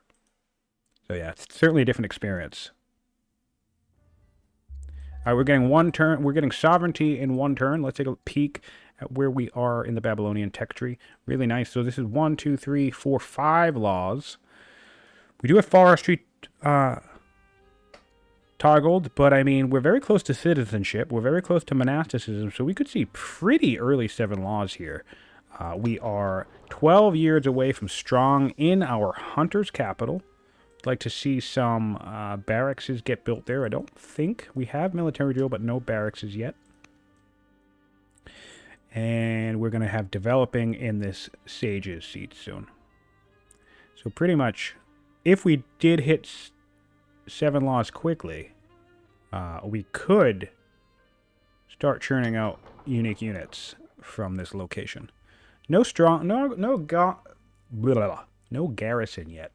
And of course, if we hit that law timing nicely through the tech tree, our pyramids is going to help us make up the civics cost.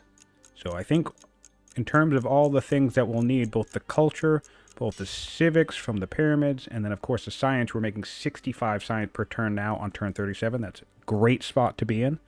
I think we have a potential for a solid 7-law timing. Of course, it's going to be difficult to really leverage that with only one city that can produce the unique unit. If we managed something like a zealot on the throne, we could rush a lot. Or maybe we spring up to a quick orthodoxy. I love the idea. Orthodoxy is available for the Kushites, but citizenship was available for Babylon. So I love the idea of citizenship into monasticism for 7 laws, right?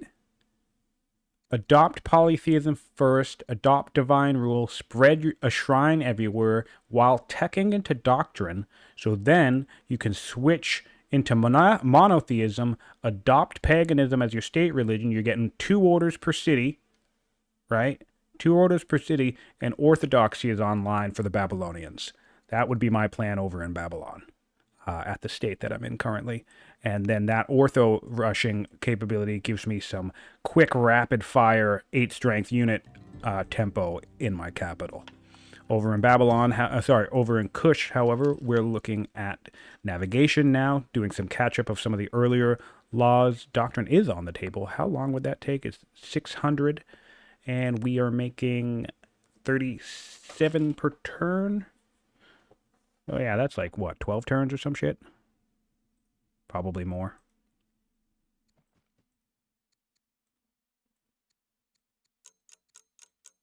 $16 turns. 16 turns. Yeah, probably don't want to do that. That would be a little much. That would be a little much. Although, how close are we to 7 laws? 1, 2, 3. This is going to be 4. This, if we went for it, would be 5. Well, I guess it would be 4 if we went for it right now. I mean, I guess you could do that, but probably don't want to. And we're 12 turns away from strong in the capital. And I suspect we'll be able to make... You know what I'd really like to see? Honestly, mythology on Kush we'll be discussing. Do we have a theology yet? No. And we haven't adopted our state religion yet either. So this is annoying me because we had the civics. And what did we do? We adopted slavery? I mean, it's fine economically, but I feel like what you're doing is he basically just, by adopting slavery and waiting to recoup up to adopt hopefully the religion next, right? He basically is denying himself 1.5 orders per turn. So I guess it's up to you. I mean, what do you think, chat? Would you trade 1.5 orders per turn for 24 stone and 24 metal? Our current metal output is 51. Our current stone output is 86. So you basically would be minus 24 of each, and instead you'd get 1.5 ordered per turn until you eventually adopted the other thing that you traded for. So yeah, think about that. Let me know. Let me know what you think. And if you're watching after the fact on YouTube and you were around for me to ask that question, leave a comment. Let me know what you think. I think both are interesting propositions. I think I would have done the ambition because it's also more opinion, more Zorro opinion, which would boost this up here. We don't really need more artisan opinion, but also would probably get us a better cognomen now that I think of it too. We probably would jump out of the new really quickly, which would be another order. At least another order or 2 per turn. So honestly, adopting finishing these 2 ambitions right away could potentially give us a plus 20 cognomen, which would be 2 orders per turn in addition to the legitimacy. Something that would be, it could potentially be an actual loss of 3.5 orders per turn. In which case, I think that definitely outranks the 24 iron and metal. But yeah, no, interesting either way. Certainly something to consider. Nice to see this road happening. Really nice to see this. One thing that's really nice about this is that the capital is very well developed. It's very well improved. So there's nothing wrong with taking a second. Although I really hope we get a road here because this is going to be awkward. if something comes out of the capital and has to do this weird dip. Because pathfinding probably will, because it's probably more efficient to still do that dip. Or maybe not. But yeah, you want to put a road there. Basically, you missed a spot, is what I'm trying to say. But still, really like to see this happening early. A little bit of a worker chain. And what he can do is if he actually just keeps these workers going, by the time these workers get out here, he'll be settling himself another artisan city. And that's something I like to do quite a bit. Just be like, hey, good job improving the capital. Off you go. And just send them off into the wilderness. And then, we have a settler coming out in 7 turns, right? By the time they're out to here, I settle maybe artisans here or here. And then I have 2 workers showing up right on time. That's always fun. Another apprentice acolyte in the capital, farmer in Napata. It looks like the players are consistently running down their time, though. So I would not be surprised. It's very easy for me to sit here and say, these are all the things you can do to maximize your efficiencies. And let's be clear, I make mistakes when I play. We've seen that firsthand in my own game, especially tactically.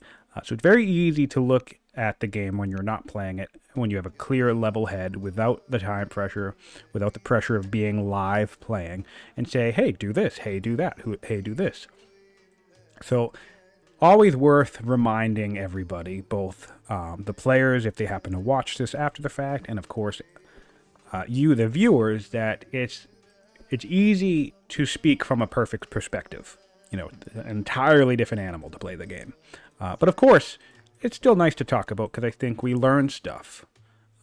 We learn tips, we learn tricks, and it's fun to theory craft about what we should or shouldn't do. Of course, going for the Elder Shopkeeper. Can we speed this up? Yeah, so this is something I really like to make sure I do. Speaking of efficiencies, we have this 9 turn Elder Shopkeeper. We have a 5.3 Eloquent Governor here. You could shave 2 or 3 turns off of this Elder Shopkeeper by tossing him in. And this is the thing that I think players don't factor in about governors well enough. Oftentimes what you hear is things like, let me head back over there real quick. Oftentimes when you see things like this, I've heard players in the Discord talk about how, well, this costs me 100 civics, and it's only 5 civics per turn. So it takes I don't know, what is that, 20 turns to pay itself back, something like that? Yeah. So they think, oh, that takes too long to pay itself. Or even like a bad, something worse. Do we have anybody that's 2 civics? No, not really. Well, Zenobia's 3. But anyway, point being, they always say, oh, it takes 20 turns to pay itself back. That's not the way to look at it. You look at the actual result of what you're doing. We're trying to get an Elder Shopkeeper out. It's less about the 5.3 civics, and it's about the 2 growth, 3 science, 69 gold. It's about the specialist. It's about the overall output. So it's not about, does this civic ever recuperate this cost? It's, how did we impact the game? So shaving 3 turns off of an Elder Shopkeeper is valuable. And I think it becomes much more difficult for players to evaluate, is this 5.3 civics actually worth 100 civics when you look at it through that lens? Because it's not just the Elder Shopkeeper we're going to speed up. We'd then speed up a forum, or the next apprentice that we build, or the next, other guy that we build. So it compounds in a lot of different ways. And I think people can miss that sometimes. 2 orders left on Kush.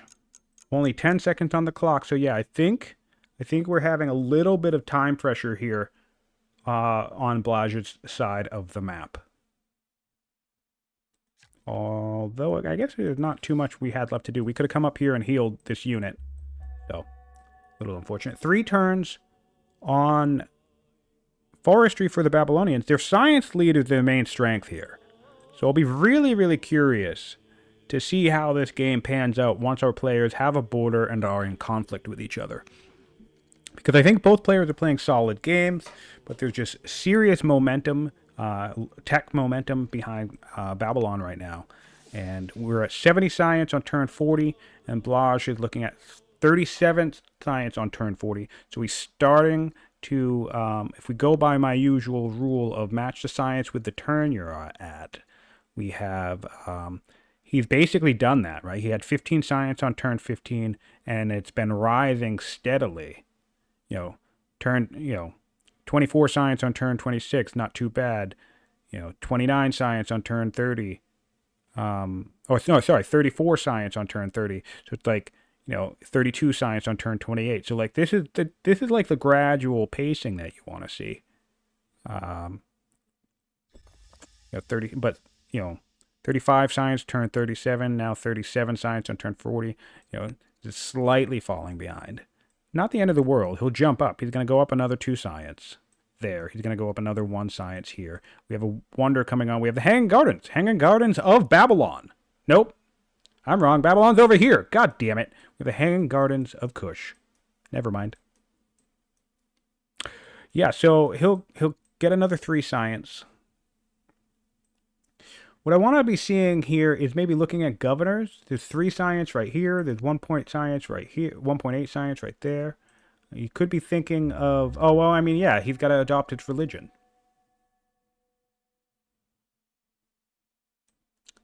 Interesting. So there's still some science on the table for Kush, basically, is what I'm saying.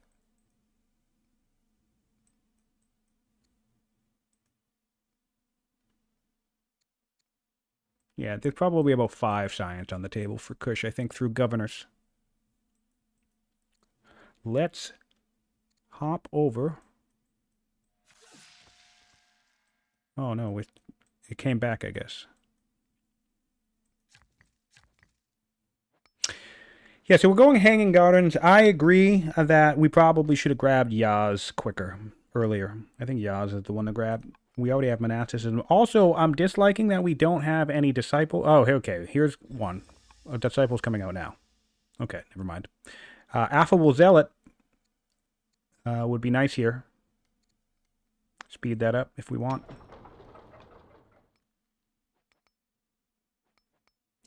Building these shrine complexes. Really fun to see. Yeah, he's going crazy with it. Kushite pyramids. How many civics do we have in the capital already? 15.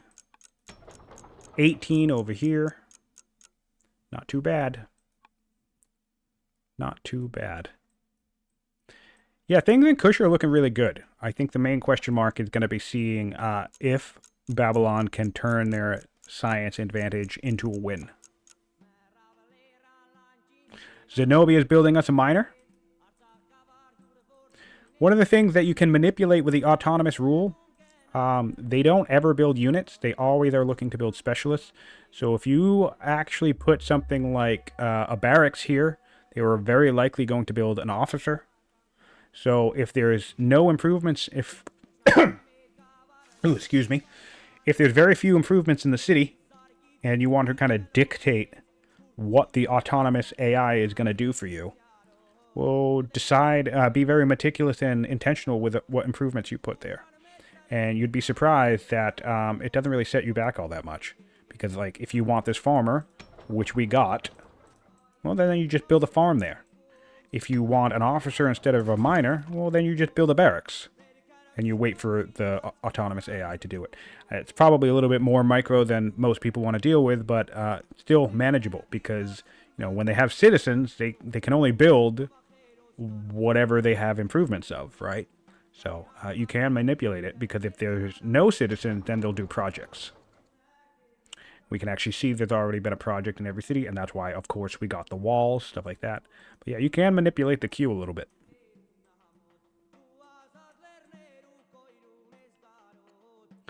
All right, we have 1,200 civics in Babylon, which is just great. We can get tyranny if we want. We can get exploration. We can get centralization. Would like to see centralization. Oh, I mean, I guess we don't even need centralization, but I mean, more science is more science, I suppose, right? Yeah. You could get all of these. Oh no, we're gonna wait. That's what it is. We're waiting for the pyramids. And then we'll adopt all of them. So Blaj. Oh, they haven't even found each other yet. God damn it! You guys need to. It's so important, even on these largest maps, to scout and find your opponent. Because look at this. I can't look at the tooltip over here because this is unknown from Babylon's perspective. Normally, how we can see how many cities the person has and how many laws are active. Cliff can't see that of his opponent because he can't see his opponent yet. So one of the biggest sources of information gathering of scouting out your is scouting out your opponent early enough. That way you can literally just track how many cities they have. Something as simple as that. Because the score is a rough estimate, but it doesn't even give you the breakdown.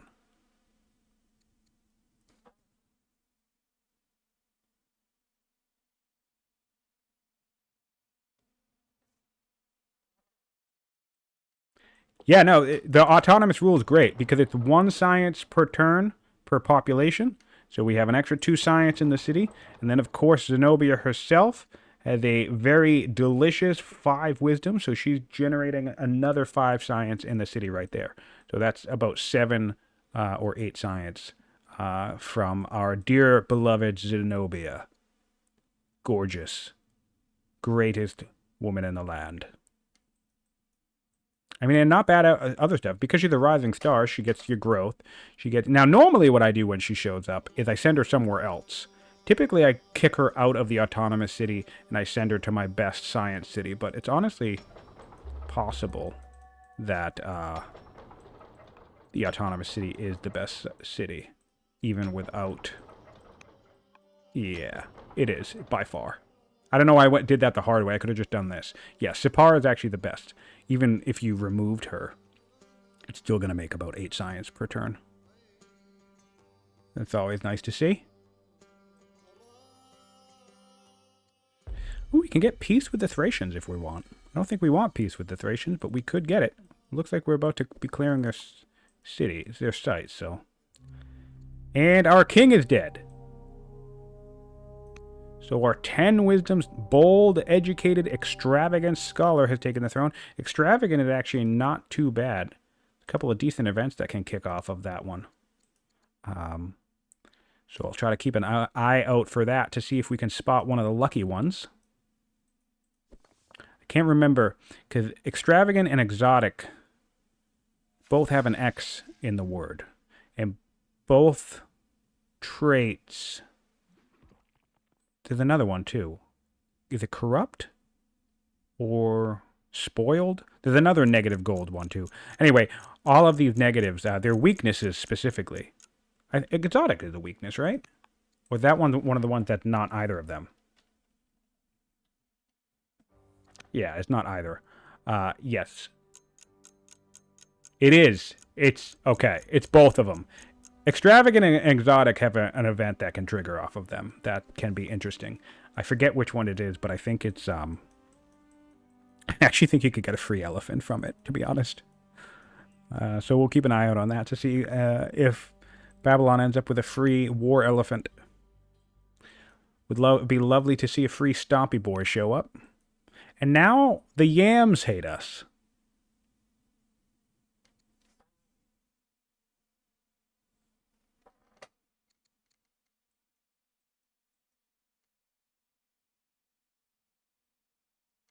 Well, yeah, the rulers died, though, so now we have no intelligent.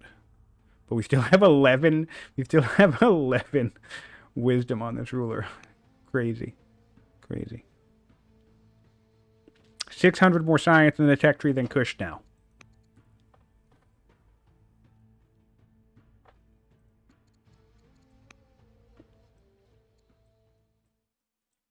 But, you know, science isn't everything. It's a big deal, but we have seen time and time again players with the tech leads lose to their opponents. 100% a thing that can happen. Tactics is a defining thing in battle.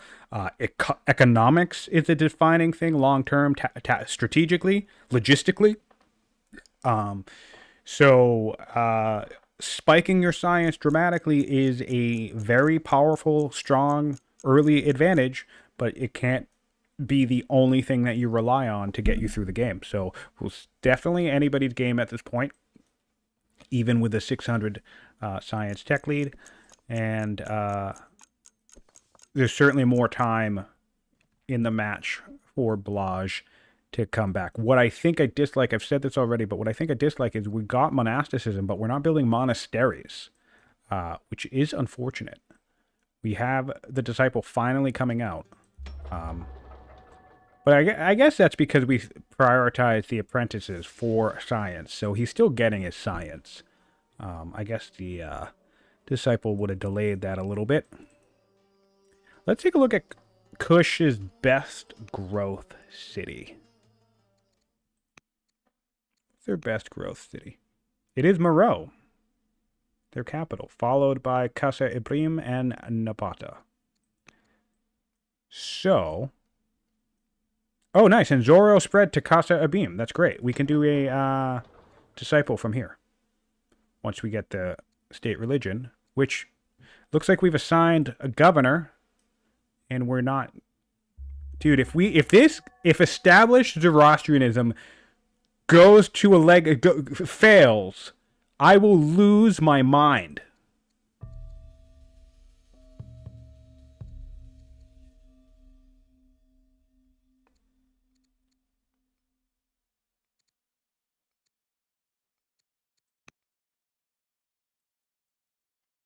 Interesting. We can get some free wisdom here. It does look like we got more courage, which is nice. Still timid, still intolerant. The other reason why we want to adopt our Zoroastrianism is we have a zealot on the throne. We have 1900 training, everybody. We have 1900 training. What can we do with 1900 training if we have an adopted religion with a zealot on the throne? 4-turn specialist? Sorry, no, 5-turn specialist? We have a judge in the city. Oh, we'd like to be rushing this with gold, right? No, rush it with training. What are we doing? We could be rushing with training right now. Every specialist we want could be coming out instantly. That's the other thing. Yeah, going back to adopting slavery, I didn't even think of that. We went back when we made this decision, we had a zealot on the throne back then. 100%. We beelined monasticism. We cultivated a zealot heir. We have developing cities coming online. I think, and we have 2 active ambitions begging us to adopt a state religion. To me, it seems well within the scope of a misplay for him to not have... Did we end up in a civil war? No. We're just dealing with a ton of rebels. That's annoying.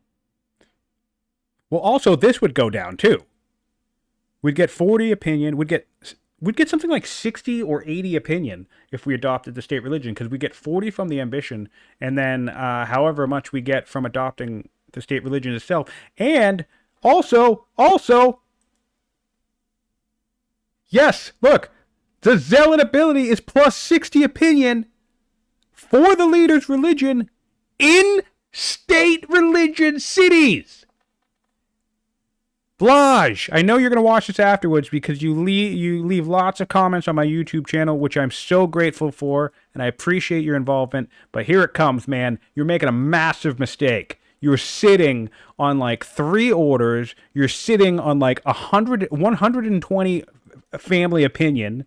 You're sitting on your ability to rush specialists, all because you just haven't adopted this stuff. You don't have the civics right now, but seriously, wait 3 or 4 turns, don't spend another drop of civics, and adopt your state religion. Grumpy man time. It's grumpy man time, everybody.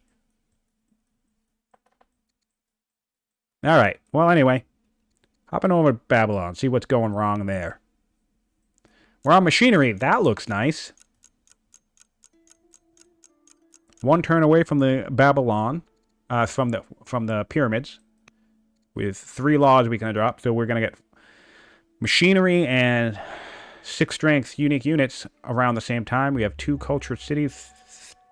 Stop it! I'm catching up. Settled another city.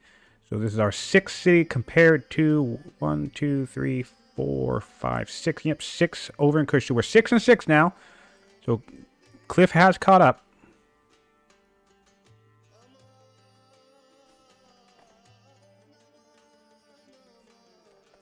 Yeah, that is a good point. 11 science on the king ends up being less than what you'd get from intelligent, which, you know, hey, probably one of the reasons why that trait is getting nerfed. Because it's pretty strong on its own.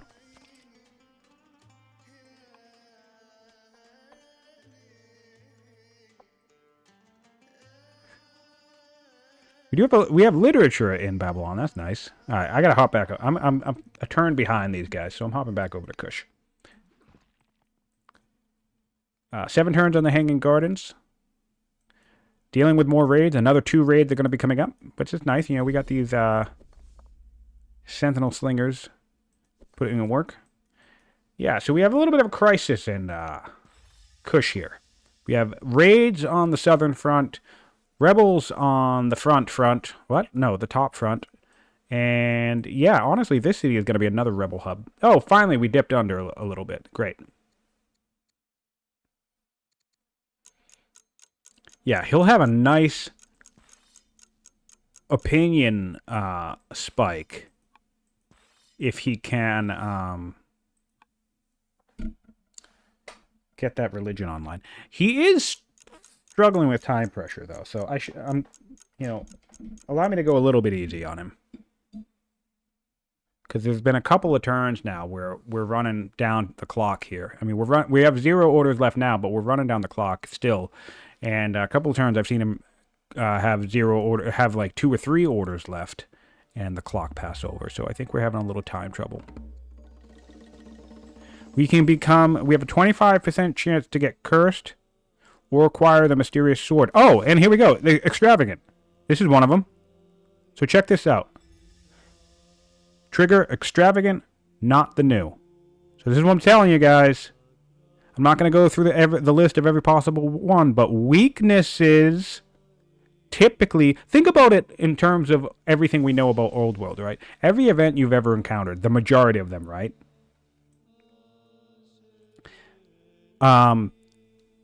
Does something like this. They're like, oh, here is a free courtier, but you'll get like 80 discontent in the city, right?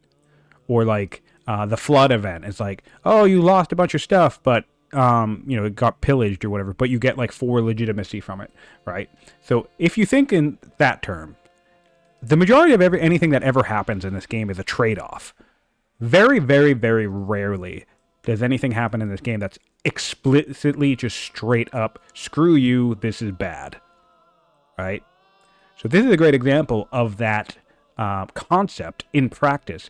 Extravagant is a weakness. And yes, extravagant sucks. No one's going to be gunning for extravagant. However, the majority of every single weakness in the game has a handful of potential events that can fire that will give you good stuff. And this is a good example. We have extravagant, and we can risk, again, this is another trade-off, right? We have a 25% chance to become cursed. However, we could acquire the mysterious sword. So maybe we end up cursed, maybe we're still extravagant, but now we have the sword if we want it, and if we were somebody different, like a zealot or a hero or whatever, maybe that becomes an attractive proposition. So, and you learn that if you don't run away from every single weakness that ever pops up. There's tons of events that will say, oh, you know, accept this option, but you'll become cruel or whatever, right? And it's very easy to think in your head, like, why the hell would I ever want to be cruel? I'm pretty sure actually in commerce education, there's a chance that you can just become extravagant in one of your heirs. So it's but it's a choice. You like literally just choose for them to become extravagant, or you choose, I think, for them to stop commerce education. So I think it's very easy for players to think, oh, well, I don't want to be extravagant on my heir, so clearly I'm just going to stop being a commerce student. But honestly, just tank it, because you either get the event or you don't. But in my opinion, even if I don't ever get a good event from the weakness, it's still worth the gamble. Interesting, Sonomi. Tsunomi in chat says, I love superstitious for the event. Well, you are a bold and braver man than me because that is the one weakness that I do not adopt. Because I literally never want... That is the one weakness that I still don't know anything about any of the potentially good events that pop up because I'm too much of a wuss to take the science hit to adopt it. But I imagine they must be decent if they're making you take a science hit. So I believe you. I believe you that they're good. But I tend to avoid them. Everything else I don't care about usually. Cruel is the fun one because usually if you get cruel and the persecution event pops up, I believe you can just keep it going indefinitely, which allows you to just get a bunch of legitimacy. You get like 1 or 2 legitimacy every other turn or so, which is fun. So I suppose my only point there for players watching, whether you're playing multiplayer, whether you're more competitive, or whether you're a single player, explore more when it comes to the events and stuff. The status effects you can get. Because even the bad ones can surprise you. Even the bad stuff can surprise you. And the only way you discover that stuff is just by exploring. Just by taking a gamble, taking a chance.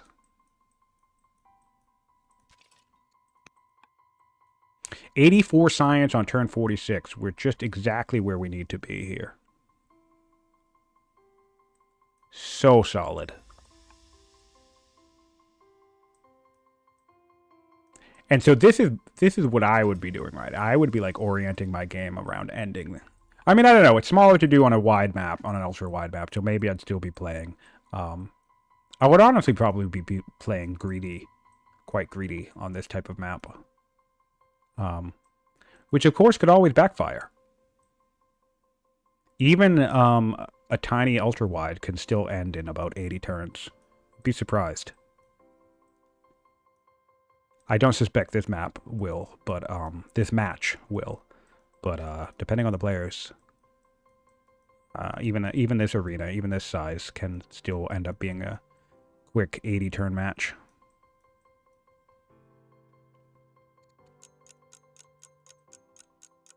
Two turns on machinery in Babylon. Superstitious can give you cult shrines. Okay. That's fascinating. I did not know that because I've seen some of the cult shrines in the game, but I almost never get them. And I know there's a lot of them in Sacred and Profane. There's like 10 of them.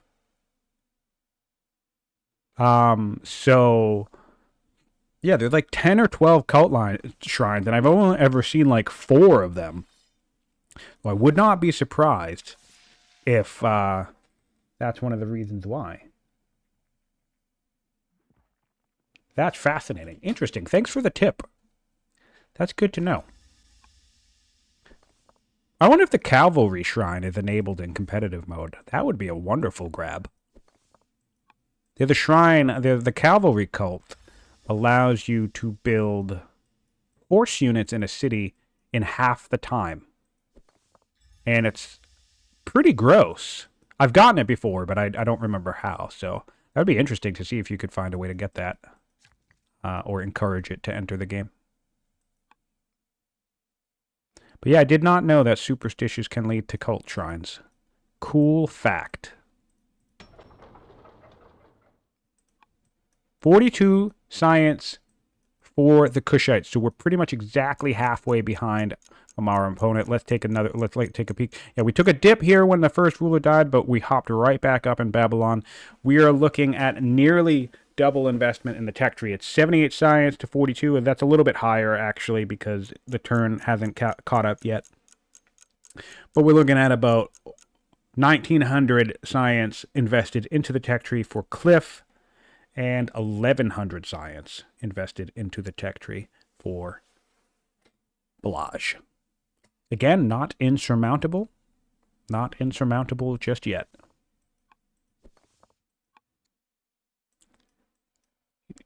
Hit a bit of a snag here with these things, though. All right, he has 400 civics. Let's go. Adopt a law. I don't know where those 400 civics came from so quickly. Must have been an event. But let's, not a law, adopt your religion.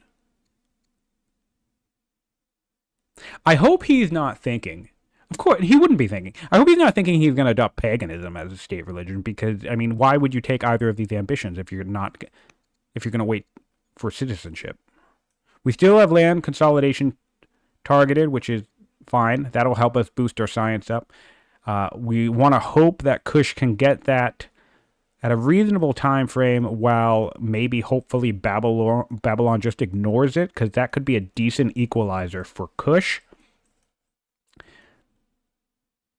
All right, yes, cool. We have adopted our state religion. Look at our opinion now.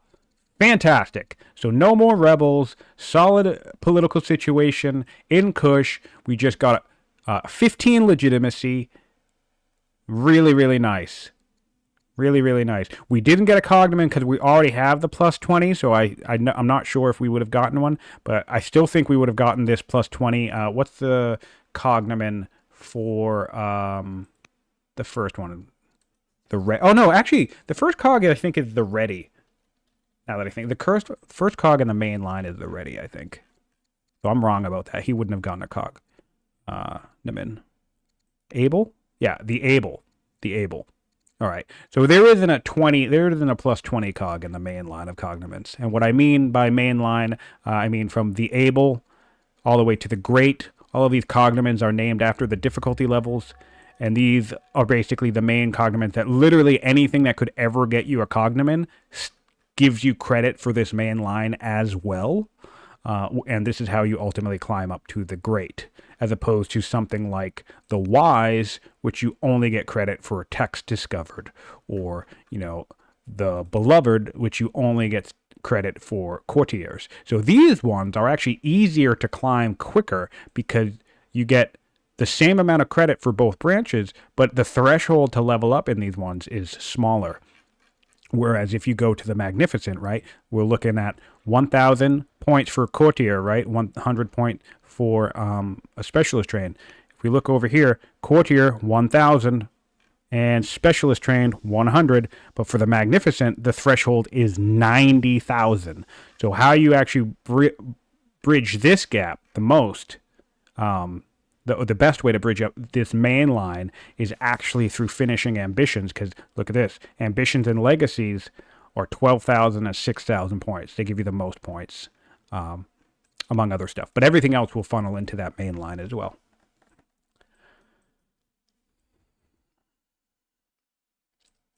I like to talk about cogs every now and then because not everybody knows how they work. You can get the Grand Dole. That's always solid. Nice extra 2 happiness. Look at this crazy civics. We have 14 civics in this city. And this is including the fact that our ruler is intolerant, by the way. The capital just hit strong. 15 civics there. Napata is looking at 19 civics. Really cool to see. I'd like to see this wheat sold to the capital, perhaps.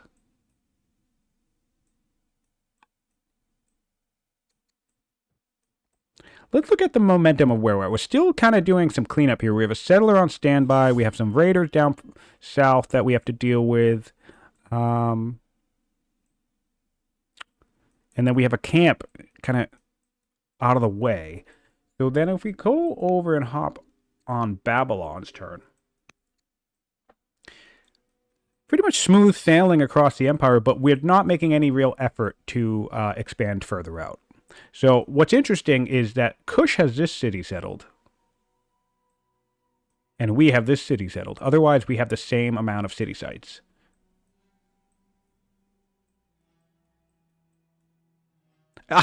And we have now married Zenobia. Fantastic. So that's another 6 science from her. And here we go. Crazy. Or is that just 6 science total? I think that's 6 science total. Yeah, just 6 science total. Then, yeah. Wow. Cool.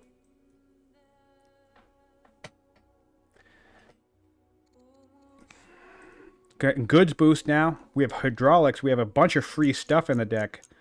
That's not great. We have Citicism tagged. We have Monasticism tagged. We could be getting hydraulics. Honestly, at this date in the game, I would just get hydraulics because the reason why is that Zenobia is going to die, right? You know, I'm also going to die.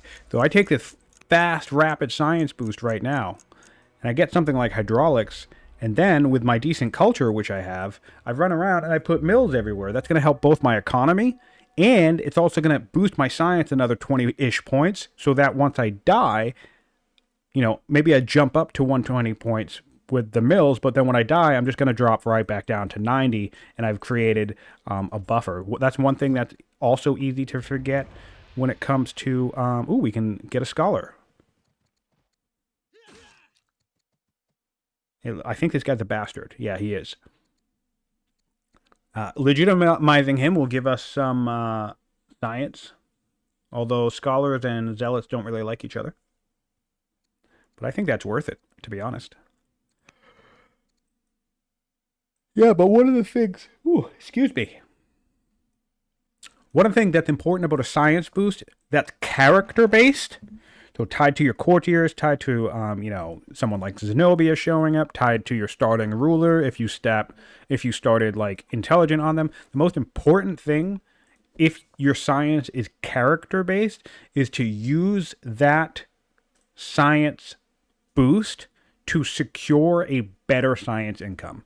So something like a land consolidation beeline, something like grabbing monasticism and bringing monasteries with religion, something like running up to scholarship. This is trickier to do in a duel, by the way, or something like running up to hydraulics. You want to take your character-based science and get yourself a reliable source of science. Architecture, Bath, that's another one. Portcullis, that's another one. And the reason for that is because if your characters die, well, then your science is going to drop. And then you're just going to be deep in the tree, trying to get to something like, I don't know, doctrine or, battle line, wherever. Like if you just went military drill, steel, labor force, phalanx, and now you're working on battle line, and you're thinking you're going to go directly to infantry square, right? Well, now all of a sudden, maybe you're halfway through research in battle line, your starting ruler dies, and what happens? Your science absolutely tanks. Because, dude, trust me, with character-based science, you can get to infantry square in like 60 turns. But if your ruler dies halfway through, well, then you're screwed. You're in the middle of the tech tree with no science generation, and it's like turn 40.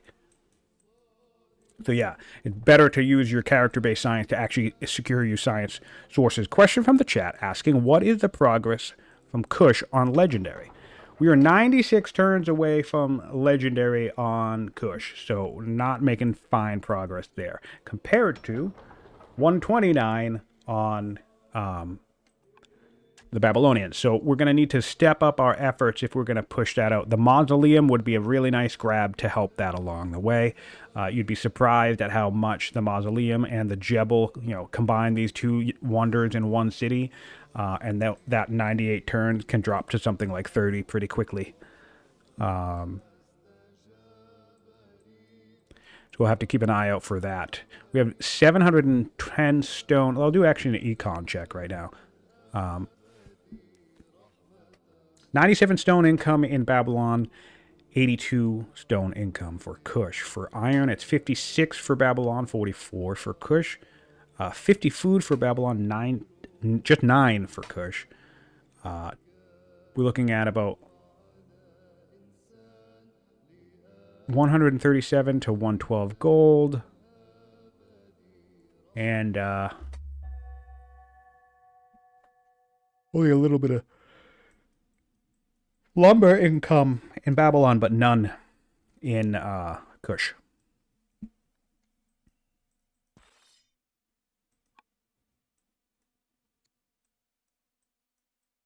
Yeah, this game could take a little bit. They're not really expanding towards the center here. They're taking advantage of the fact that they have plenty of time to build up, which of course is not a problem. Nice. We're finally seeing some. Sorry, brain fart. monasteries coming online right next to some groves. Although he could have gone in here and got a double grove, but whatever, that's not a big deal. And yeah, so we'll keep it. He does have land consolidation tagged. He's getting Majay Archer now. So we'll just have to keep looking out for the land consolidation. I apologize for all the ums and ahs. I think I'm a little tired all of a sudden. And the yawns and whatnot. So bear with me if you're still live. We do have over 20 of you on the chat. I'm thrilled that you're all here, sticking it out, watching the tournament games with us. I want to take a look at the power score. So power score. So this is something. This is a clear example of, the distance between these players and the greed playstyles, because this is abysmal power to have on turn 50. Of course, our players can get away with it because they're not under threat, right? But having 210 power as military score as Babylon on turn 49 is awful. And the reason for that, it's appropriate for the situation. He doesn't need to defend himself. But it's entirely possible for somebody to have over 300 power on turn 30, right? So if you're sitting on, turn 220 power on turn 49, and someone was already at over 300 power on turn 40, and they're gunning straight for you, they're clearing as fast as they can, they're moving all of their units just directly across the map, then with the scouting that Cliff has, let's take a peek here. This is the scouting that Cliff has. He still has not found his opponent. So going back to this idea of the value of discovering your opponent is getting a sense of where they are, what they're up to. Like, we don't even know how many cities they have. That is a massive problem. And you know why? Because if someone was rapid expanding toward their opponent, Kush could theoretically, on turn 50, I'm pretty confident Kush could be right here by now. Potentially crossing the midsection by now. I don't know. Depends, right? Depends on how fast we're moving. Certainly maybe with a champion city. Certainly maybe with someone like Rome. Of course, we don't have Rome in the game, so that's not something we need to worry about. Of course, we do know Kush doesn't have champion. But even with Kush, I'm pretty confident that they could get around here at this stage in the game. Especially if they prioritize, the southern half of the map left. They could just expand completely across the top of the map, right? You do deal with raids in that situation. But anyway, the point being is Babylon could end up in a situation where it's entirely possible they could start seeing the health of this camp fall and be like, oh, wait, that's a little weird. Step into the clear, discover that Kush has something like 11 cities and is much stronger than you. And that's not in a position that you want to be in when you have an army that could potentially be on your doorstep super, super quick. Not saying that Babylon would just instantly lose the game in that case, but it's a terrifying position to be in. So yeah, both players are playing pretty greedy, which again does make sense. All right, so we have a statistician in the chat. Good old Becht, thanks for being with us. And we have some stats for you. The median power of other tournament matches in the game so far has been 520 power on turn 49. So if we go back to this chart and look at military score here, turn 48, we're looking at 360 and 220. So again, the median power in the tournament across all games that we've seen and been submitted to our tournament stat tracker, I cannot speak English, forgive me, has been 520. So we are roughly 160 behind on Blaj and more than half for Cliff. Which again, just to be clear, each game, it's game dependent, it's map dependent, it's faction dependent, it's situation dependent, right? And both of these players are playing greedy. Both of these players are kind of just building up. So I don't think Cliff is in any serious trouble here, but against a different opponent, someone like myself or Fluffy or Class Koala who expands rapid, right? You could end up in a situation where your opponent has already gobbled up half the map and has an army 2 or 3 times the size of you and is ready to start harassing you. And we call that getting caught with your pants down.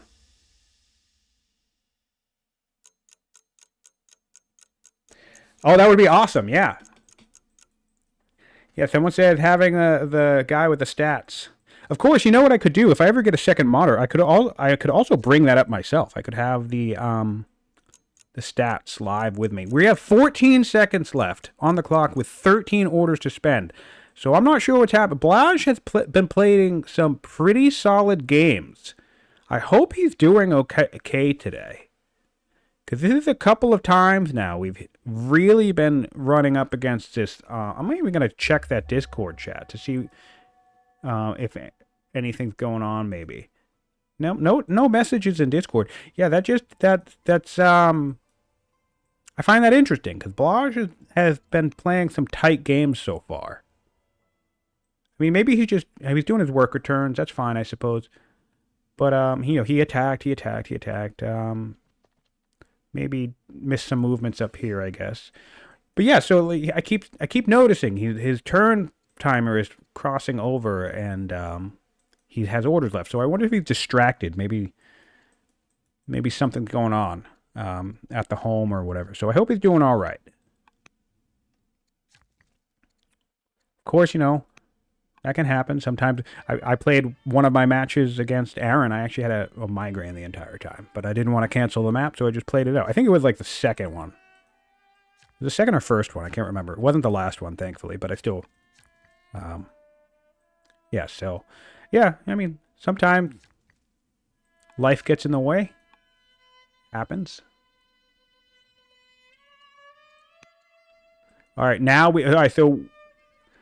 Us crossing our fingers that Babylon would ignore land consolidation doesn't appear to be happening here. Of course, we do also have hydraulics left. Both of these would be really solid picks. Both of these would be really solid picks. Getting our lumber up now. Our wood economy up, which is nice. Yeah, things are looking nice in Babylon. Politics is solid.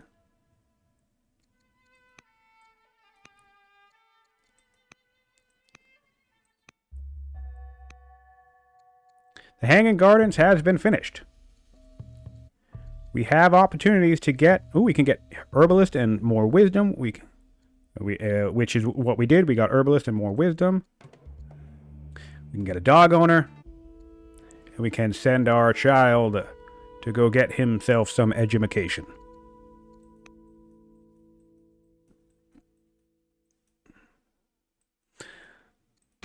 Alright, we couldn't rush out Medjays if we want. We did previously rush one time. What did we rush? Is there already a Medjay on the map? Doesn't look like it. Maybe we rushed whatever the heck we were building before the Medjay.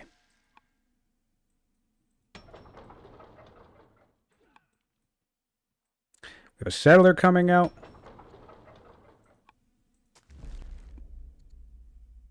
Oh yeah, dude, look at this.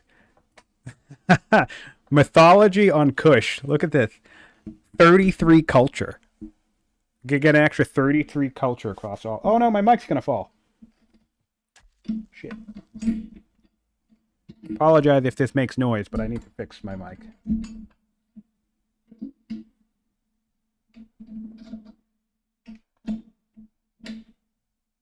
Bear with me for a second.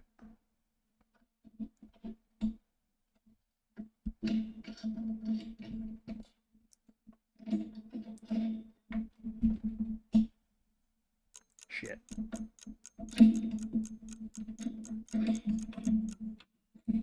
Alright, whatever. I'll just hold it.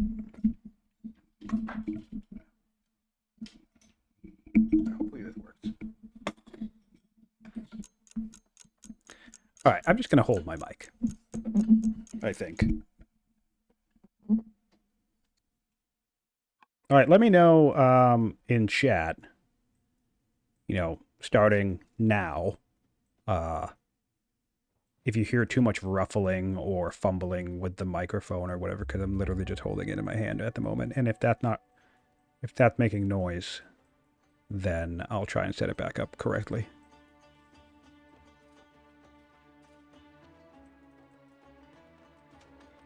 All right, we have another settler coming out. It looks like we're trying to be clearing forward, which is nice. Nice to see that from Blaj. We've still been at 6 cities. 6 cities for both players, I believe. We're trying to clear this site down here for the barbarians as well. 1, 2, 3, 4, 5, 6. Yep, and we did rush out a Mage, and that's going to be an ambition. Once he has his second Mage, that'll be another ambition for Blaj. And, in fact, we're actually making better progress because Babylon only has 2 ambitions, and we have an opulent ambition, which could take a second. We are building the mausoleum. Oh, that is a grab. That is a really good grab for Babylon. Just what a great wonder. Alright, so I think there's some pressure. We're building an onager as well. Nice to see a barracks being built. I think Sages is a really great place to build barracks because you get that 2 extra science, that 1 extra science for the officers. You're going to want to build those specialists anyway. And I think it ends up netting you a solid training hub after, once you're done with all your officers. So these Sages cities want to build specialists anyways, and they might as well be officers, because then once you're done, you'll get like 25 training per turn, and you can do something like a 4-turn onager, and that's just solid.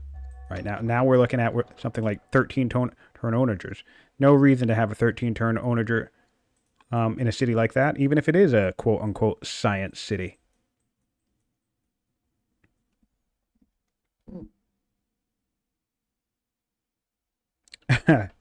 Yeah. My co-host is a wandering microphone. But yeah, we can get 33 culture per turn with mythology, or, as I said before, if we really want to hammer home this civics nonsense, we're already getting 4 civics for our Kushite pyramid. We could get another 2 civics in every city with a monastery, right? So there'd be 6 cities just for this. Well, actually, no, because we have a king. So there'd be 3 civics here, 4 civics there, 2 civics if this was legalism. So that's 9 civics. And then if we jump up the monk line, master monk would be 2 civics, but an elder monk would be 4 civics. So you're looking at something like 15 civics thereabouts. Maybe I think that was 14, but something like 14, 15 civics all totaled from that whole combo. And you could do that in every single city. It's a lot of fun. I'm not sure how viable it is in duels, but I mean, it certainly pays out quite nicely. And of course, we could just always do the easy thing and get mythology, and then, in fact, I think he should adopt mythology, because we're talking about 92 turns. I feel like this would drop to something like 60 turns, literally, if he just adopted mythology, like right now. Oh! Oh, he went legalism. Okay, that's fine. I don't blame him. He's going civics. That's fine. That would have been awesome if he went mythology, because I really wanted to math that out. That would have been cool.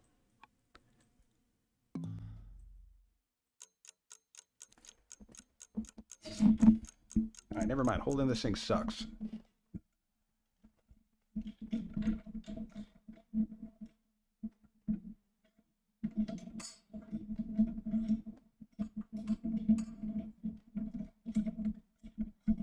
You know what I can do? I can mute the microphone while I do this. Hold on.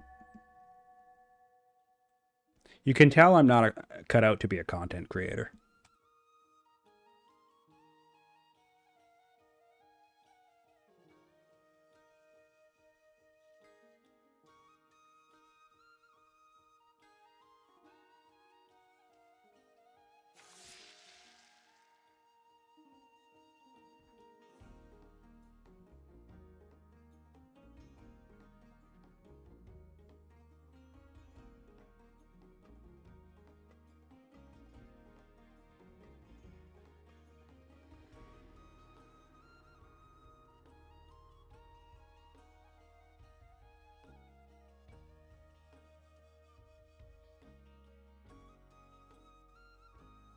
All right, we are back with a fixed and steady microphone.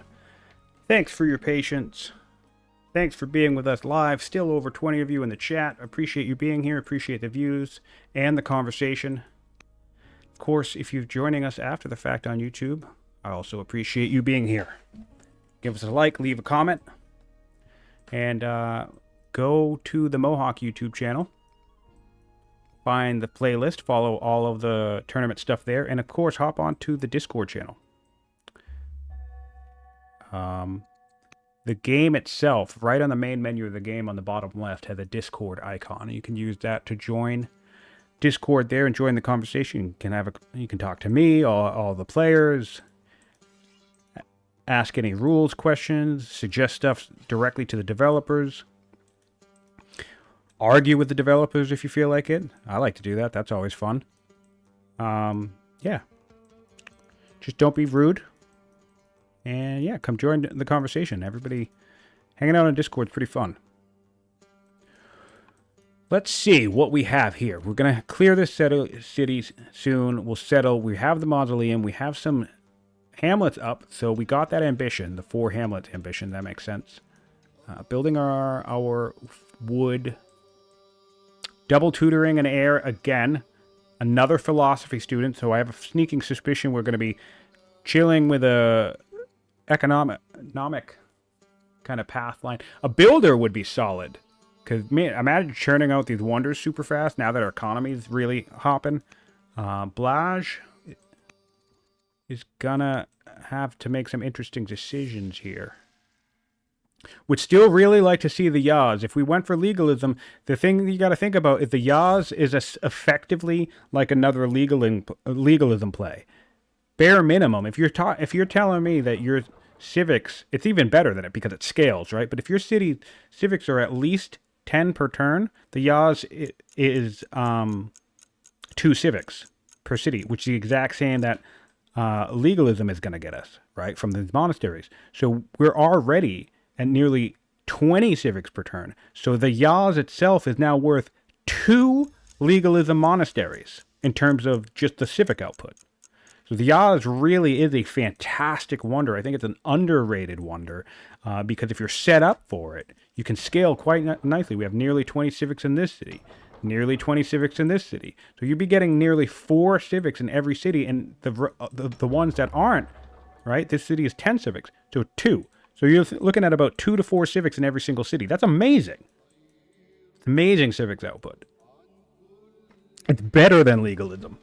And in terms of actual civic cost, it's cheaper than legalism. The civics cost of legalism is 200. The civics cost of the Yaz is only 100. Of course, it does still cost the 600 stone.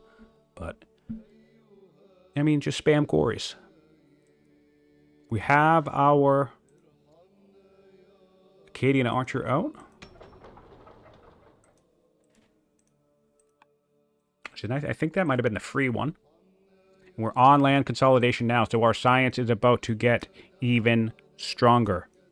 It does look like Zenobia has died, as well as our dear father. So the time of Zenobia has ended. However, we are still getting some extra science from autonomous rule. And we have a decent governor in here. I suspect, yeah, 4 science. 4 science coming from this scholar governor. 1.3 science. Ooh, look at this. 7.7 eloquent diplomat. But anyway, 1.3 science coming from this scholar. Lots of governing. Making 80 civics per turn in Babylon. And we have governors in nearly every city.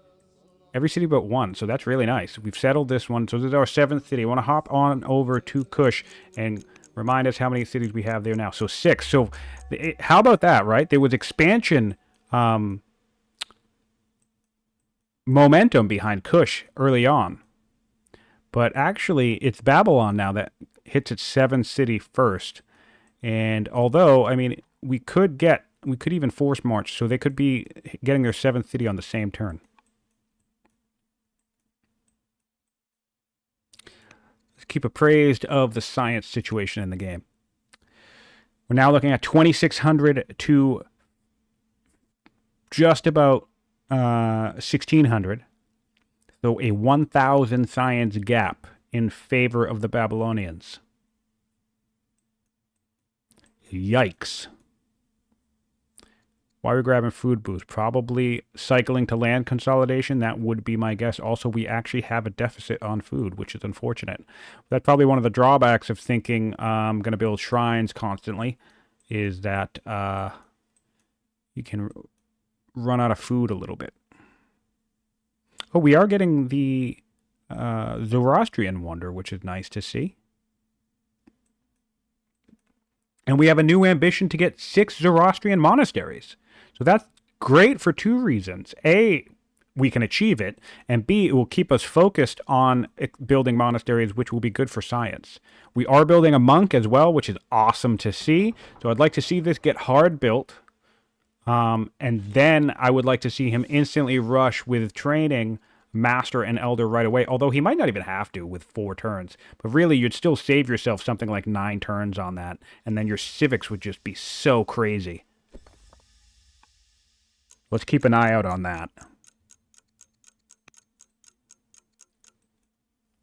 Really nice political situation here. Oh, yes! We're building the Yaz! I'm so excited! So excuse me for yelling, but I love it. This is great. What a great wonder. I'm so glad we grabbed it. So next so next thing that we need to focus on for Kush is the Jebel. If we can get the Jebel, that'll be a huge score, because that'll give us so much stone worth. Oh, we have Zoro in every city. Are we in monotheism yet? No. So this is the other mistake. This is the trap that Kush can run into, which is another thing that I talked about, with the fact that you can actually spread paganism. Excuse me, with your Kushite pyramid. Like, we have a full shrine complex here, one here, one here. In my opinion, you're done. You take a 1 worker, you build 1 shrine everywhere if you want it. So like maybe training, maybe civics over here, maybe training over here. You know, you pick one if you really want the shrines everywhere. You get them started, and then you swap into monotheism, because now we're just going to be wasting 6 orders per turn. Like, I mean, of course, we have seen Blaj running up against the clock, running out of orders, so maybe he's thinking he doesn't need the orders right now, which is totally a fair assessment. I say stuff like that. Sometimes I actually do believe you can have too many orders. Players, that's a hot take, but I actually think it's possible. But then again, you could just be doing chopping sprees, so I don't know, maybe not. Yeah, so you could have monasticism. No, monotheism. Forgive me. What do we got building here? Odeon. Interesting. Not really feeling that, but okay.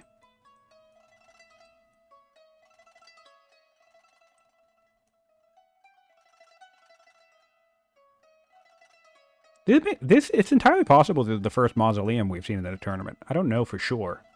Maybe Alcaraz built one. That's a stat we should check out, Becht, by the way. Wonders that get built. I'm sure we can parse that. By we, I mean all of the people that do the data stuff, because I never touch any of it.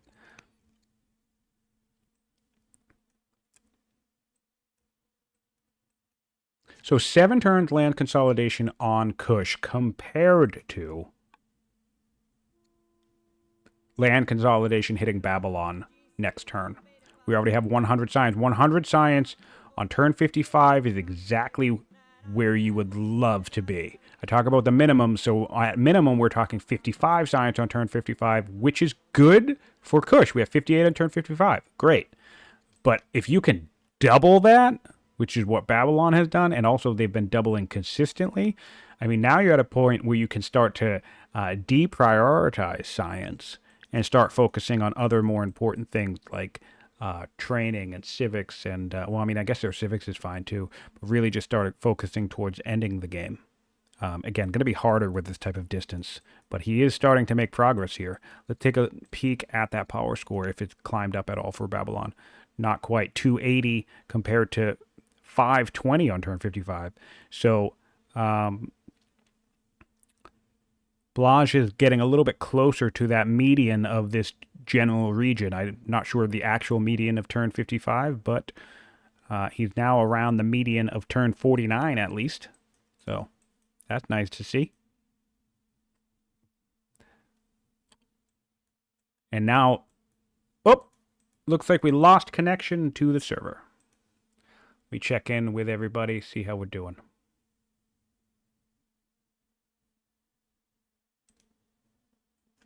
Beautiful flood graphic, though.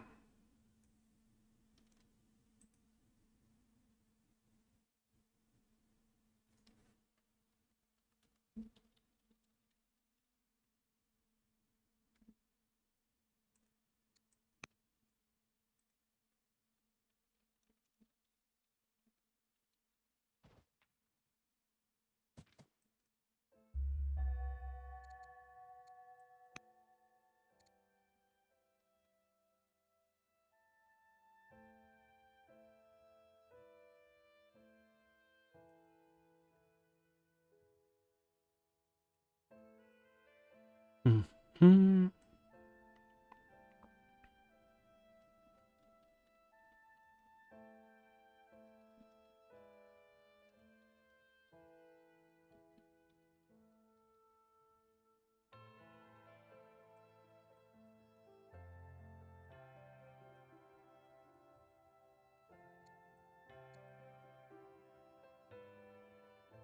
All right.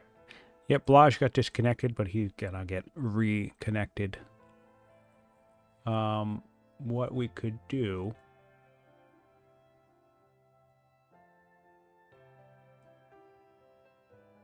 What could we do about that?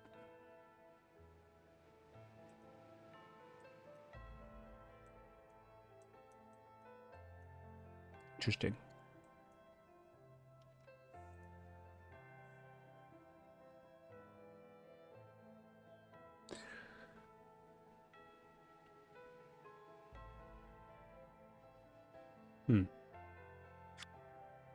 Sorry, I'm trying to read this situation.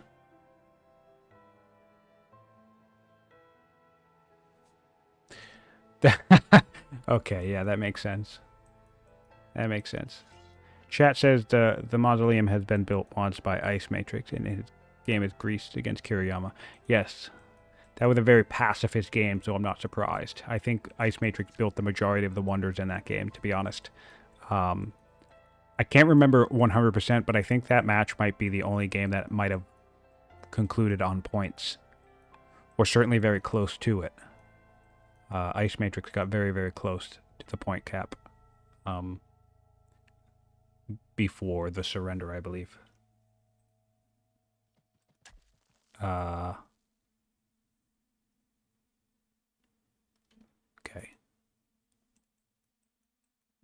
Well, I'm going to unpause this since he's making moves. And I'm going to check in on Blaj, see how he's doing.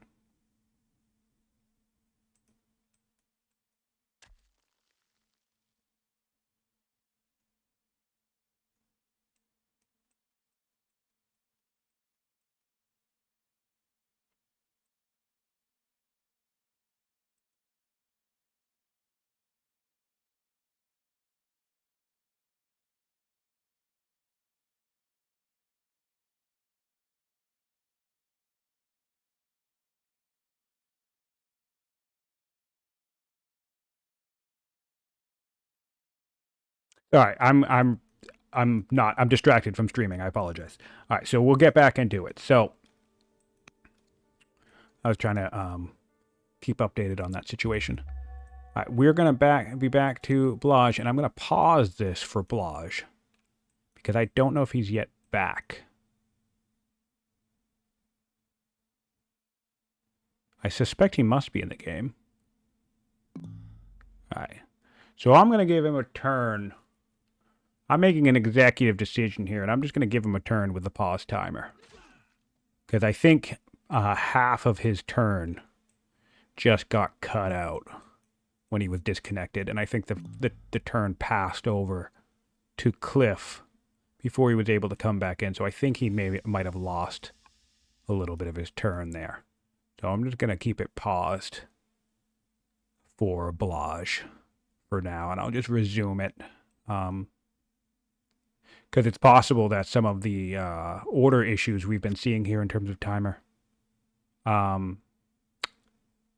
might have been connectivity or maybe lag or something as well. Blaj is like, how big is this map? Holy. I think they're not fully... Oh, they're about to meet! They're about to meet. Who chose the map, I wonder? I suspect Cliff chose the map, because I think Cliff has chosen larger maps for most of this tournament. And yeah, they're talking about going to turn 60. All right, that's reasonable.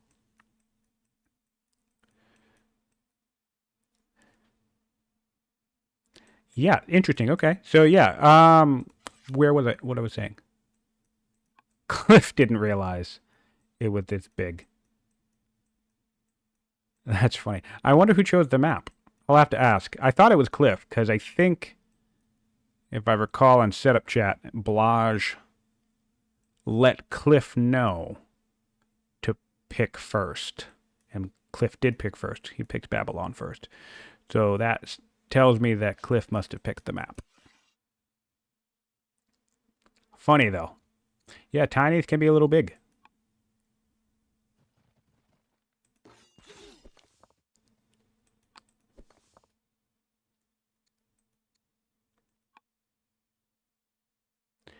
What is the score? I can't even tell the score because I can't see either players. This is funny. Yeah, see, I still can't even see this score because they haven't met yet. That's wild to me. That's so funny. So it's 14 on Kush, 13 on Babylon. Got it. Great. All right, once this turn... All right, so we're at 3 orders left. Yeah, okay, we're unpaused. Great. He unpaused himself. Fantastic. All right, so Babylon, last turn, I didn't quite call it out, but we started to go around and build some groves here. We have a grove being built here.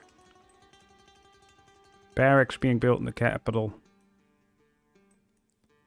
I mean, I guess just the one grove, huh? Building a ring. Oh, no, this is autonomous. Never mind. I wish I could put my own notifications here. I can't. Just to be like, this is autonomous, stop calling attention to it.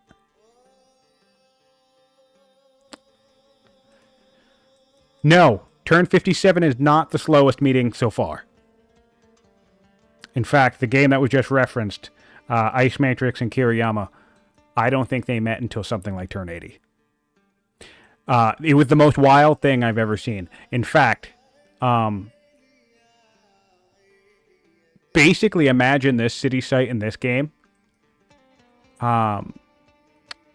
Kiriyama was able to settle so close to Ice Matrix that he settled effectively in their version of the map. He settled this city before Ice Matrix ever even explored this city site. So this city was completely in the clouds for Ice Matrix. And when he finally did discover it, I don't even think he did discover it initially. I think what was revealed to him that the Romans were in the cloud was that Romans started coming out of the clouds. And Kiriyama tried to attack Ice Matrix. It was wild, though. No, they did zero exploration towards each other. It was the most fascinating thing. And actually, that goes to show earlier about what I was saying about the conversation around how scouting where your opponent is important, because you can end up with a situation where they literally end up on your doorstep and you have no idea that they're there, because of course you wouldn't unless you actually move your scout. Now, at the time, that was a tiny square coastal rain basin, I think. It was like larger. It had more in the north. You know, Ice Matrix still expanded plenty. He expanded towards the north of the map. But yeah, he literally didn't scout right next to his doorstep. It was really funny to see. But anyway, back to this game. We have 10 turns left on the mods. I suppose we came down here just to take a peek. Interesting.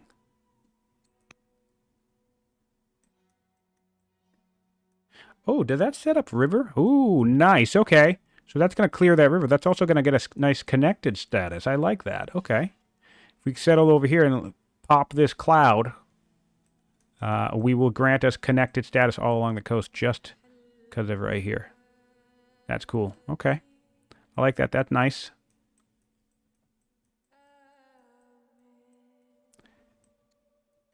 They're so close to meeting. One step. Let's just take one step. Just one step.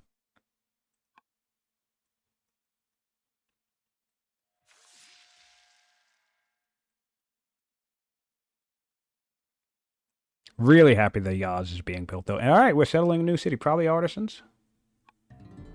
No, another landowner. It's okay. That's fine. Yeah, no big deal.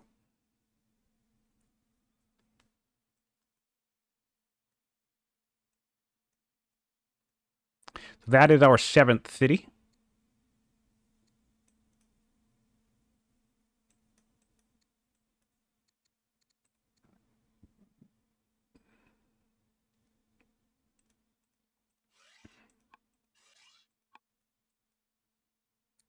We're hard building the Master Monk. That's fine. Maybe we rush out the Elder. Yeah, 6 turns. No reason not to rush that out.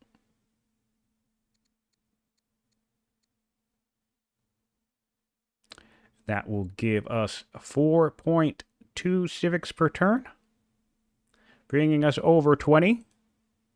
And then the Yaz will give us another 4, bringing us to about 26 or 27 civics per turn in just one city, which is just delightful.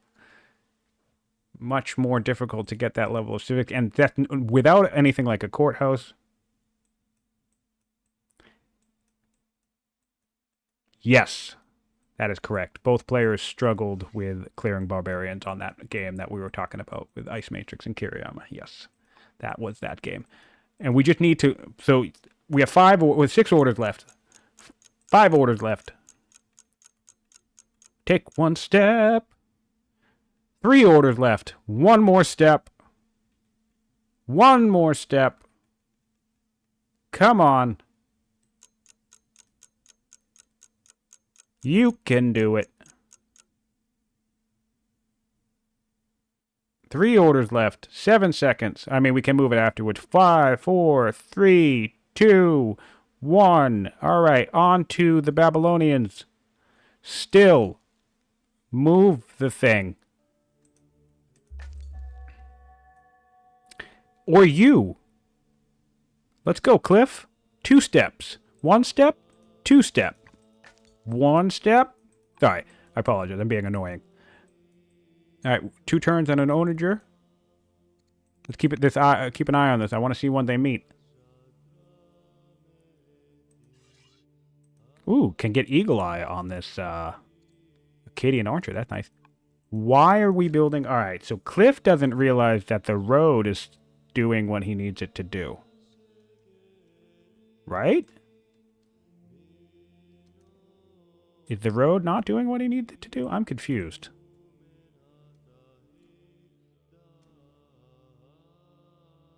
I wish I could see the clouds from their perspective, but I can't. That doesn't make any sense. Oh, because it doesn't. We do need the road. My bad. But literally, he just needs to build a road here. He doesn't need to build this road. He just all right, so my bad. It's because we don't actually have this ocean tile in the game. That's hilarious. We just barely missed that. But so all right, so this is sound, except for the fact that he just needs to build the road. Oh, he can't because the tile's not there. Okay. Never mind. He actually has to build this road. 100% he actually has to build this road. Never mind. Kudos to you, Cliff. I'm wrong. All right. Yep, this is totally fine. See? Because all of these are X'd out. He can't even move here anyway. This is just the bare edge of the map. And that's funny. What a troll map generation. I love that. That's so great. That's so great.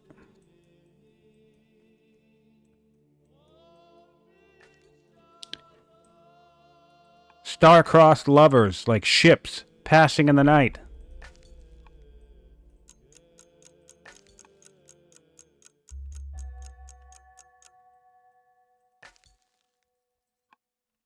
Babylon, O Babylon, wherefore art thou Babylon?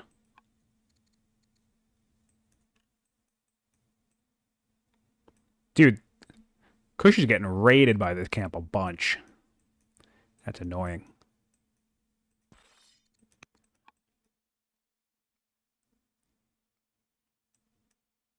Alright, so where are we at with science now?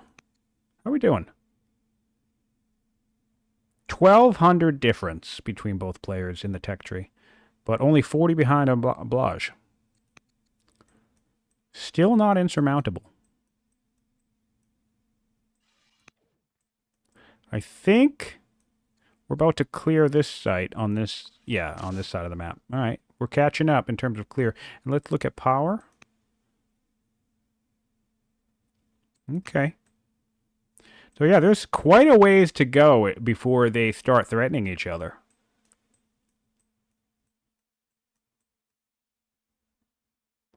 You're going to want to build a very nice long road network. Just go straight across the map. One straight line. From here, one straight line maybe across here, and one straight line across here. Every path that can get you straight from any one city queue just as far like to here-ish, like do a road that connects to this city, a road that connects to this city, and maybe even a road that connects to this city. Just straight lines across the map. Maybe go, yeah, one line there. Yeah, see, and we're building more Kushite pyramid complexes. And I'm not sure how I feel about this.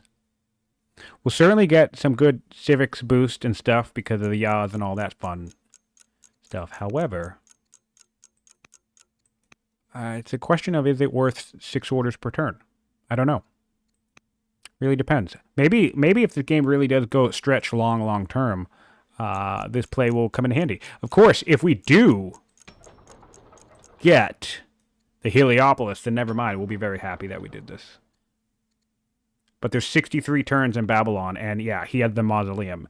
Babylon's actually going to beat Kush to legendary, so Babylon shall secure the Heliopolis if Cliff has his wits about him.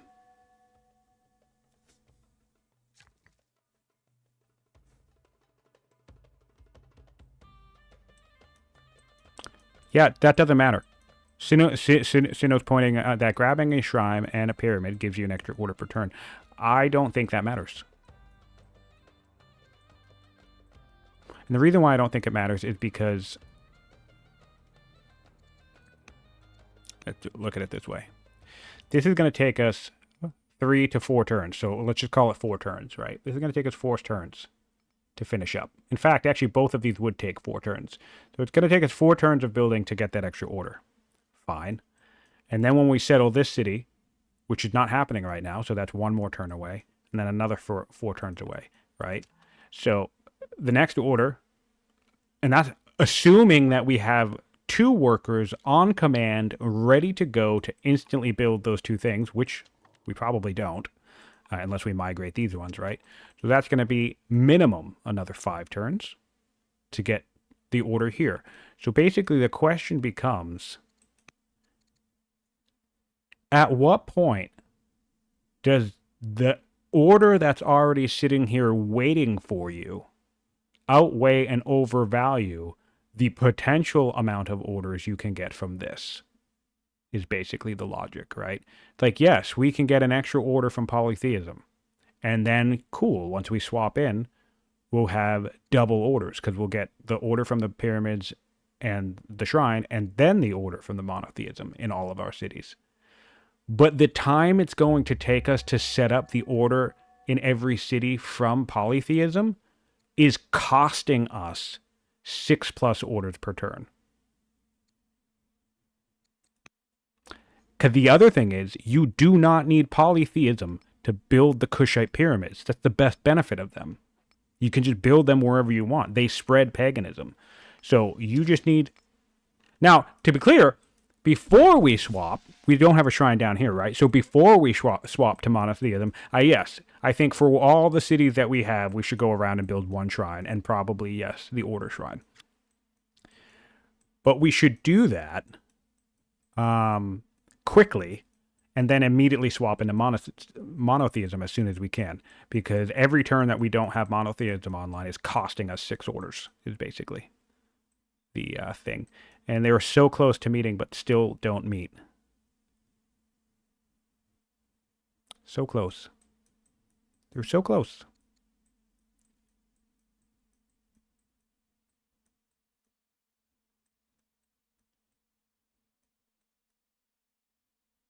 Four turns on the Yaz, so it won't be built this turn, which is a bummer, because I want to run around and see how many civics that we're going to get. I hope we're going to an Elder Acolyte.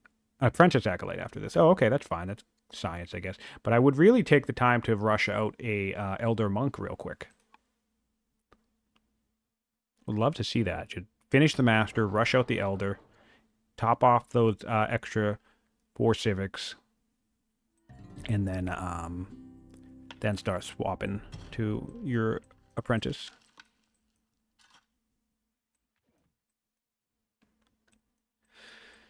So yeah, it does look like generally the clear momentum has swung to Babylon.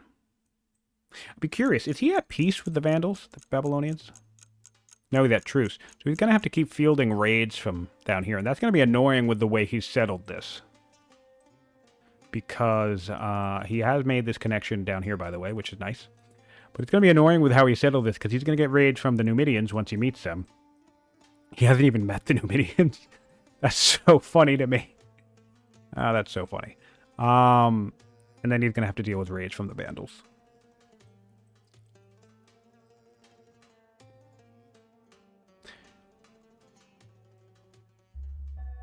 All right, we can get monasticism now. We can get... All right, we're getting monasticism now. Is that going to be 7th law? Yeah, it is. 1, 2, 3, 4, 5, 6. And I would not be surprised to see a divine rule grab here. Because with this mausoleum grab, I must suspect Cliff is thinking the Heliopolis is sounding tasty. So, if we do a comparison, by the way, we don't even have a state religion yet, you know. So, Babylon can just dip into polytheism, plop a shrine everywhere, the civic with a science shrine, very quickly. Just one. Don't need a bunch. Oh, well, no, I guess if you're going to do the Heliopolis, you'll do as many as you can. So that's another thing that Blaj is probably thinking about, in fairness, which is informing his shrine thing. But you can also always just do it later. You can use the orders now, and then often what I do is I swap back into polytheism after I build the Heliopolis or while it's being built. Once I start secure it, that's when I go around and make sure to build all the shrines. Because shrine spamming, I mean, it's different for Kush. The math is different for Kush because their shrines are better. But shrine spamming when in a Heliopolis game, when it's not going to be a guarantee that you get the Heliopolis, can end up being a waste.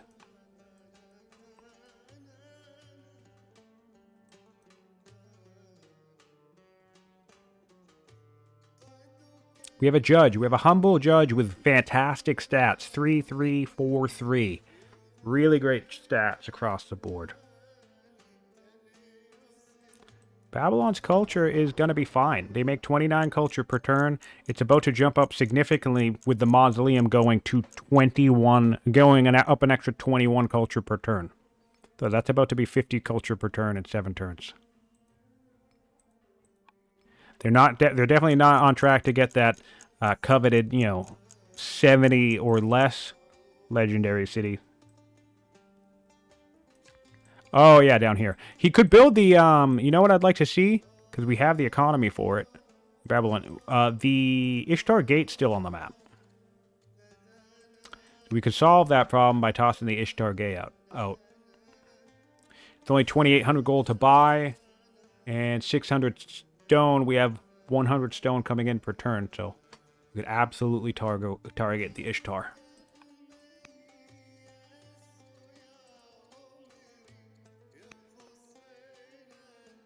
Back over to Kush. We have a pause timer. Are they really not going to meet in the first half? Take one step. God damn it. I take your bets now, guys. What do you think? You guys think they'll meet? This is the final turn.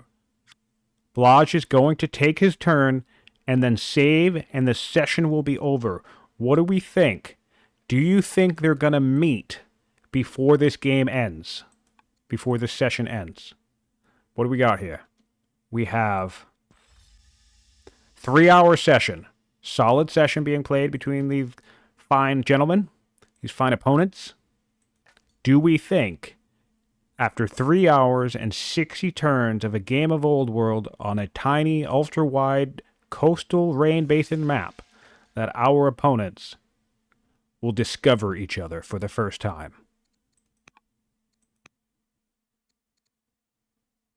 Take your bets. I'm going to say, I'm going to be positive, and I'm going to say, yeah, Blaj will move that sky. I'm not even paying attention to anything else he's doing. I'm so sorry. Okay, he's doing stuff.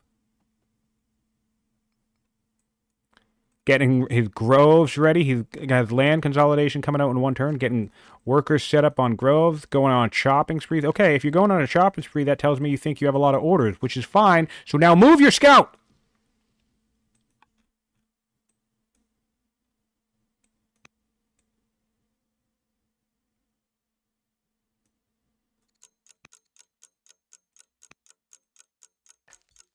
Two orders left. God damn it. There it goes. Okay. Well, I was wrong. I was trying to be optimistic, but no meeting in this session. No meeting in round 1. That's fine. Our players have played very well. Nice build up on both parts. Really loving the civics, the Zorro play. Hopefully we'll see if it can pay off. Nice solid spread here. Yeah, good stuff. And then we're hopping over to Cliff. And we see just amazing science output, solid buildup, great wonder acquisition. He's building his barracks on now. Strongholds in a couple of different cities now. A second city. He has an onager. Let's take a look at the power. I'll do all the recap of the stats right now. So thanks to our players for playing. Where are we at? 14 workers on Cliff, 12 on Blaj, 60 turns in. 11 military units reduced to 5 on Cliff. Yeah. Oh, man. That's incredible. Okay, so camps cleared, 6 and 6. Laws adopted, 6 for Cliff. And what tech are we working on? We're 3 turns away from our 7th law. We have a strong city. That's not looking so hard. We have the mausoleum coming online, which is going to help boost some other cities into strong. So that's going to be good news for Cliff. Also, it does look like we adopt divine rule, so I suspect we're going to be seeing some Heliopolis pushing at some point. Anyway, onward to the stats here. Improvements controlled. 63 for Blaj, 50 for Cliff, so slightly better economic development around for Kush, but a lot of those are probably shrines, so they're not actually generating income. 1 wonder each. Military score favors Blaj at the moment, but I suspect we'll start seeing a rapid spike from Cliff if he is going to start churning out 8 strength units. Orders is more or less similar, plus or minus worker turns. Science is the classic Babylon bounce.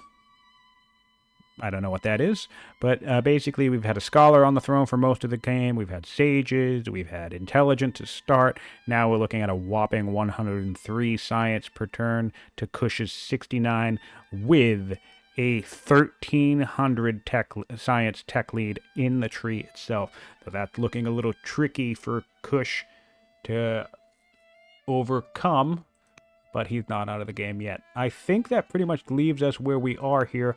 Legitimacy is also favoring Kush at the moment by a fair margin, which of course is to be expected because of the pyramids. Anyway, thanks for tuning in. There's over 15 of you in the chat now. If you're watching after the fact on YouTube, thanks for watching. I'm Siontific. This is the Old World Community Duel, and I'll see you next time.